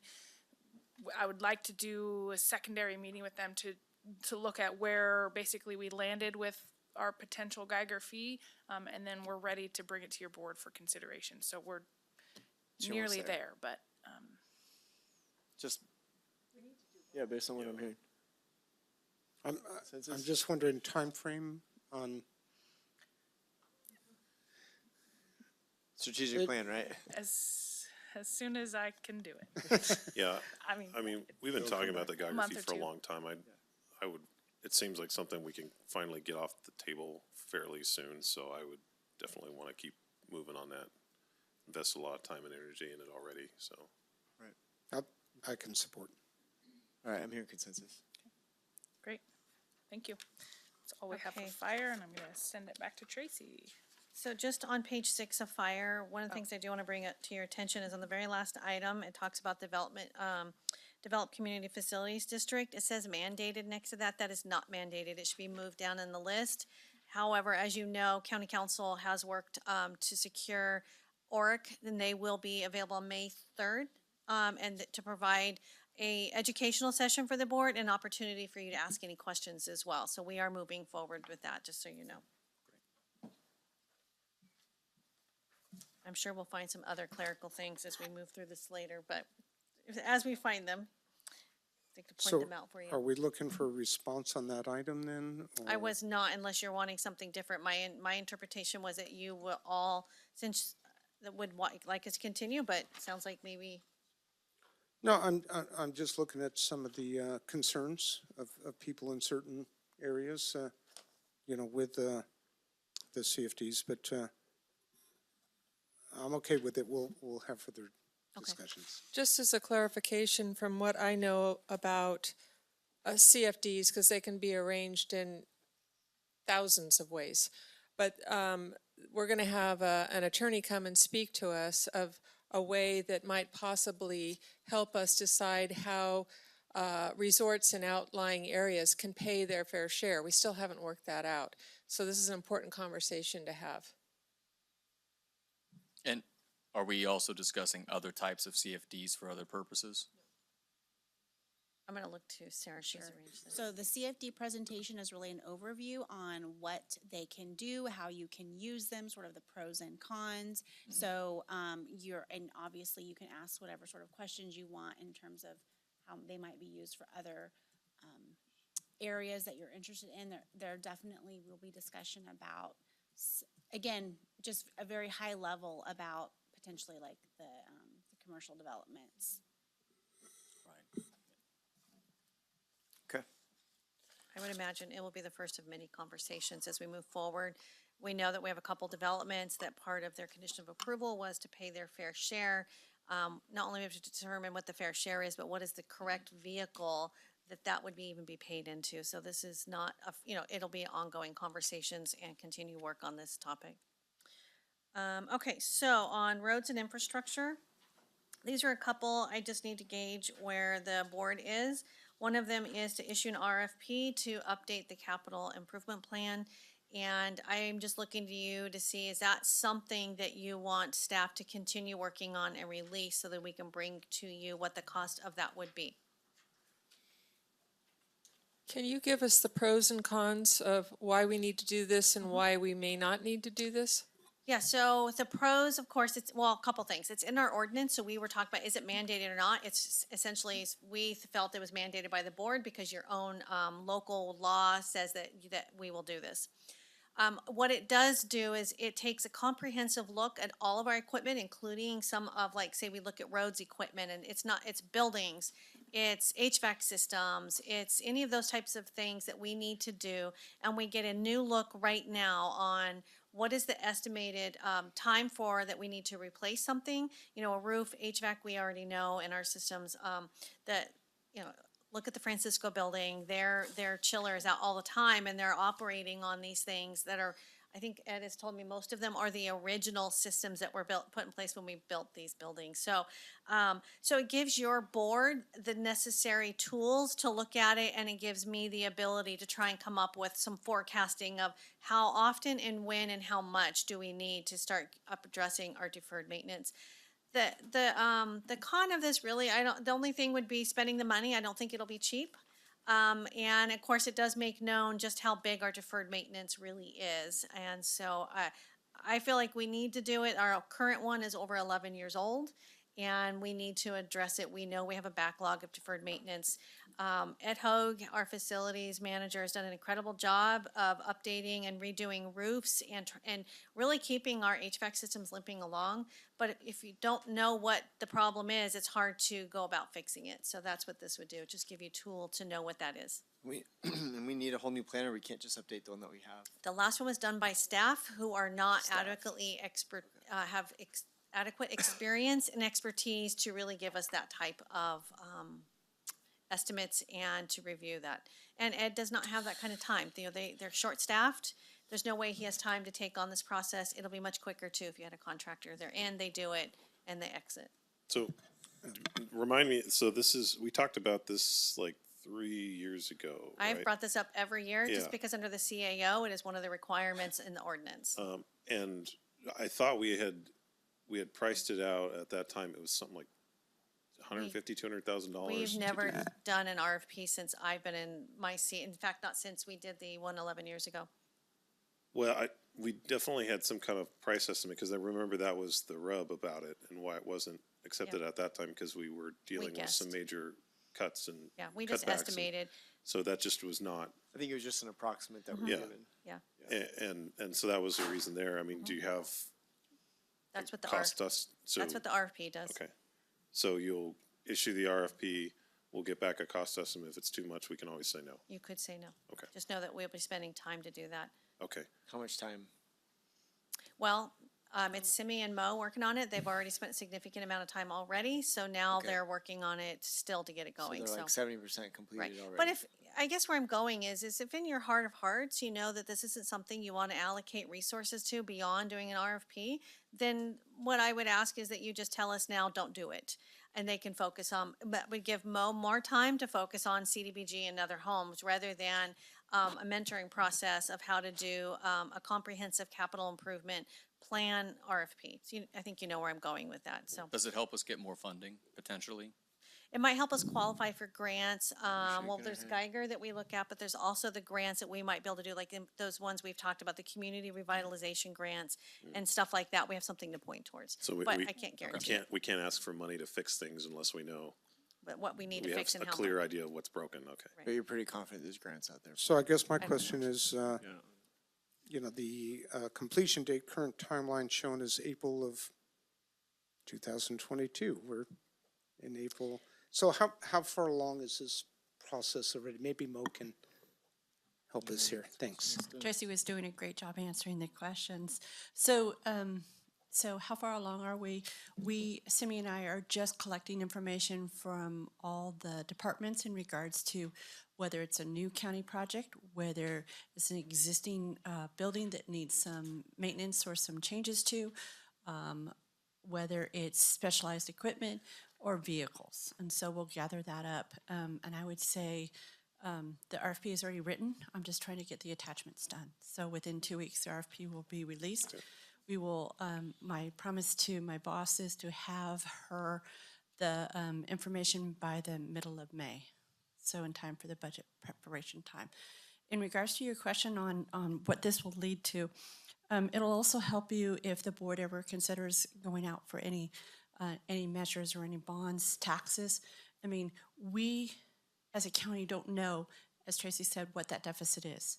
And I think from some of the examples and some of the information I'm getting from some of the departments, we as the CAO's office didn't know, oh, wow, really? We need to take some of those things into consideration. So I think, as Tracy said, the CIP is to give the elected body, the community, and the staff a direction going forward over the next, for example, 5 years on what the overall needs are and where we want to go.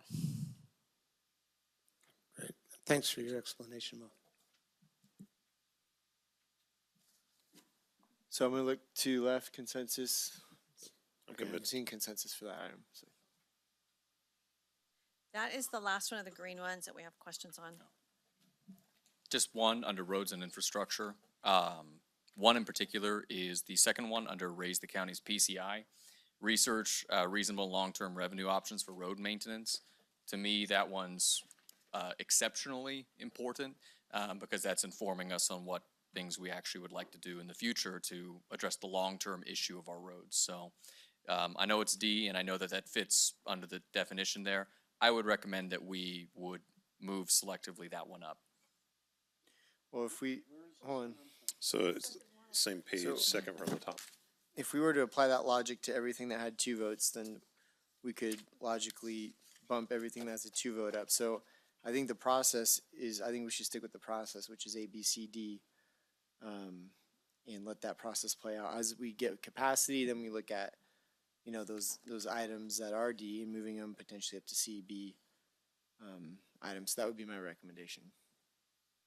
So Just to be Listen. clear, I'm only talking about this specific one. I hear you, but I think the process that we put in place is the, you know, A, B, C, D. So I recommend that we stick with processes. I'm sorry, I just want to make sure we look at this this entire and how it's written, the description. This one in particular was written in a way that I think I've shared with you. Darren and I from TCTC have been emailing back and forth about coming before the board with 2 items, educational items. Some of the ones, the prior board is the one who kind of weighed in first. Your board has not had a chance to do that. The second one is we've not had a conversation. We did a joint meeting where it kind of came up about the Greenlee Road bypass, but it was just, yeah, we'd like to talk about that further. So what I've asked Darren, and we still need to work on getting this scheduled, is that he would come before you, and we'd have Kim here as well. We would talk about the Jamestown extension or widening project, what it means, how big it is, how much is it, and then how much of the revenues that could be applied to local roads is he having to use to put towards this project, so that your board can make a fully informed decision if you want to proceed with that or use any discretionary revenues he might have that's going to some of these projects to go to local roads. That's the first one. The second one would be Greenlee Road bypass. Again, he could provide education to the board, and you guys can decide, do you support it? Do you want to move forward? And do you want it to, I just want to make sure you have all of the information. Sometimes, you know, we know, it's not sometimes, every time. When you make a decision to use resources in one place, that means they're not being used in another place. And so you will need to make the decision whether you want to do some of these larger projects. And I have no judgment whatsoever here, just want to make sure you have the information to do these larger projects, or would you rather start attacking and putting that towards some of your local roads? And that's what this one in particular is about. We were going to move forward. It's not green just because we haven't started it, but he and I had been emailing back and forth, and I've had a few discussions with you about that in the past, and so that's what that one is in particular about, just to make sure it's clear. So this was something I believe that I had recommended at our session for action items and goals on it. And brought up a few times of just presenting all the long-term road options, which to me is the most important. So the TCTC element is new and I think good and educational. But just for the entire road situation, to know what we could do to be able to actually plan to raise the PCI. Because we have on here fixing 1 road per year, which is good, but is not fixing the whole system. None of these things actually address the full road system. So to me, this is the educational component of what solution are we picking that is to fix the actual road system. And part of that is on your legislative platform as well, too, so we have it in a couple different places. Exactly, that's what I was gonna say. I'm hearing comments over here.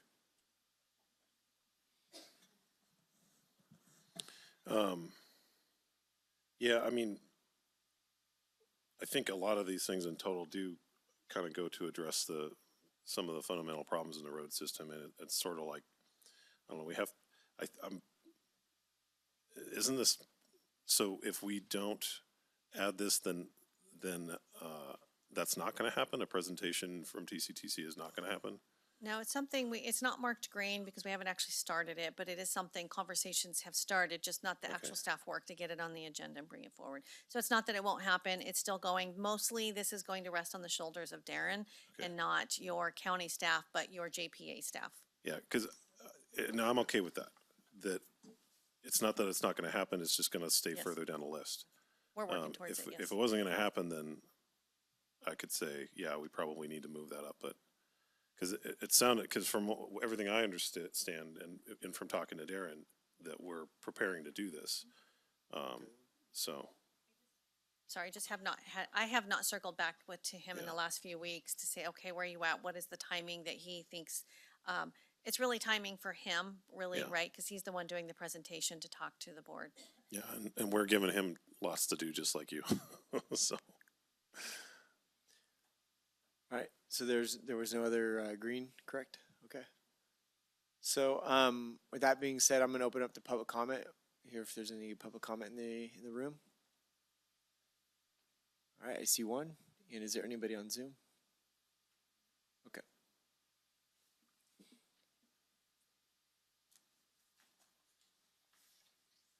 I just wanted to applaud Supervisor Half for withdrawing an item, taking something off the list. That is so hard to do, and yet that's sort of what this is all about. We got to narrow things down, so thank you. Okay. How do you guys feel about today? I want to hear from you guys. Does this help clarify for the strategic plan moving forward? It does. I mean, I think overall, staff is feeling really overwhelmed at this list. Sure. Yes, Supervisor Campbell, yes. Yeah. But I think it will help us. We will take it and we'll use that really the A, B, C, and D will help us drive, we've got the priorities on, we have a priority areas, we have objectives, we have action items, we have votes on the right, and then we have now a priority on the left. So it helps us narrow it down in a lot of different ways.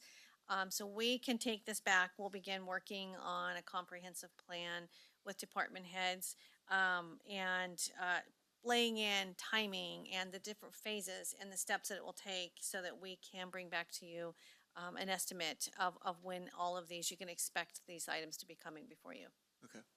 So that being said, I'm going to just let board members, if you guys have any closing comments before we adjourn the meeting, I'm going to start. Would you like to, any comments? Okay. Campbell, Goldenberg, Jaron, you got anything before we close? Kind of what I said earlier, that I'm just, a lot more work went into this than I think people would realize watching from the outside, and I think that this is a helpful process. So I've been convinced. Jaron? Yep, very much the same. I just appreciate all the staff and everybody putting a lot of time into this. Hopefully this is helpful, and I think it's a growing process as we kind of do this new system. So I think constructive criticism for the future, keep in mind so that we can do it even better next time. But I'm really happy with the result of this. Hopefully it is not too overwhelming. I know one thing that we've heard very loud and clear is it's a lot of mandated work that we have to do. There's a lot of backlog stuff. We want to be able to clear that out, make capacity, and I think really focus on being able to reinvest back in the organization. So. Yeah, and they said it all. Thank you, staff.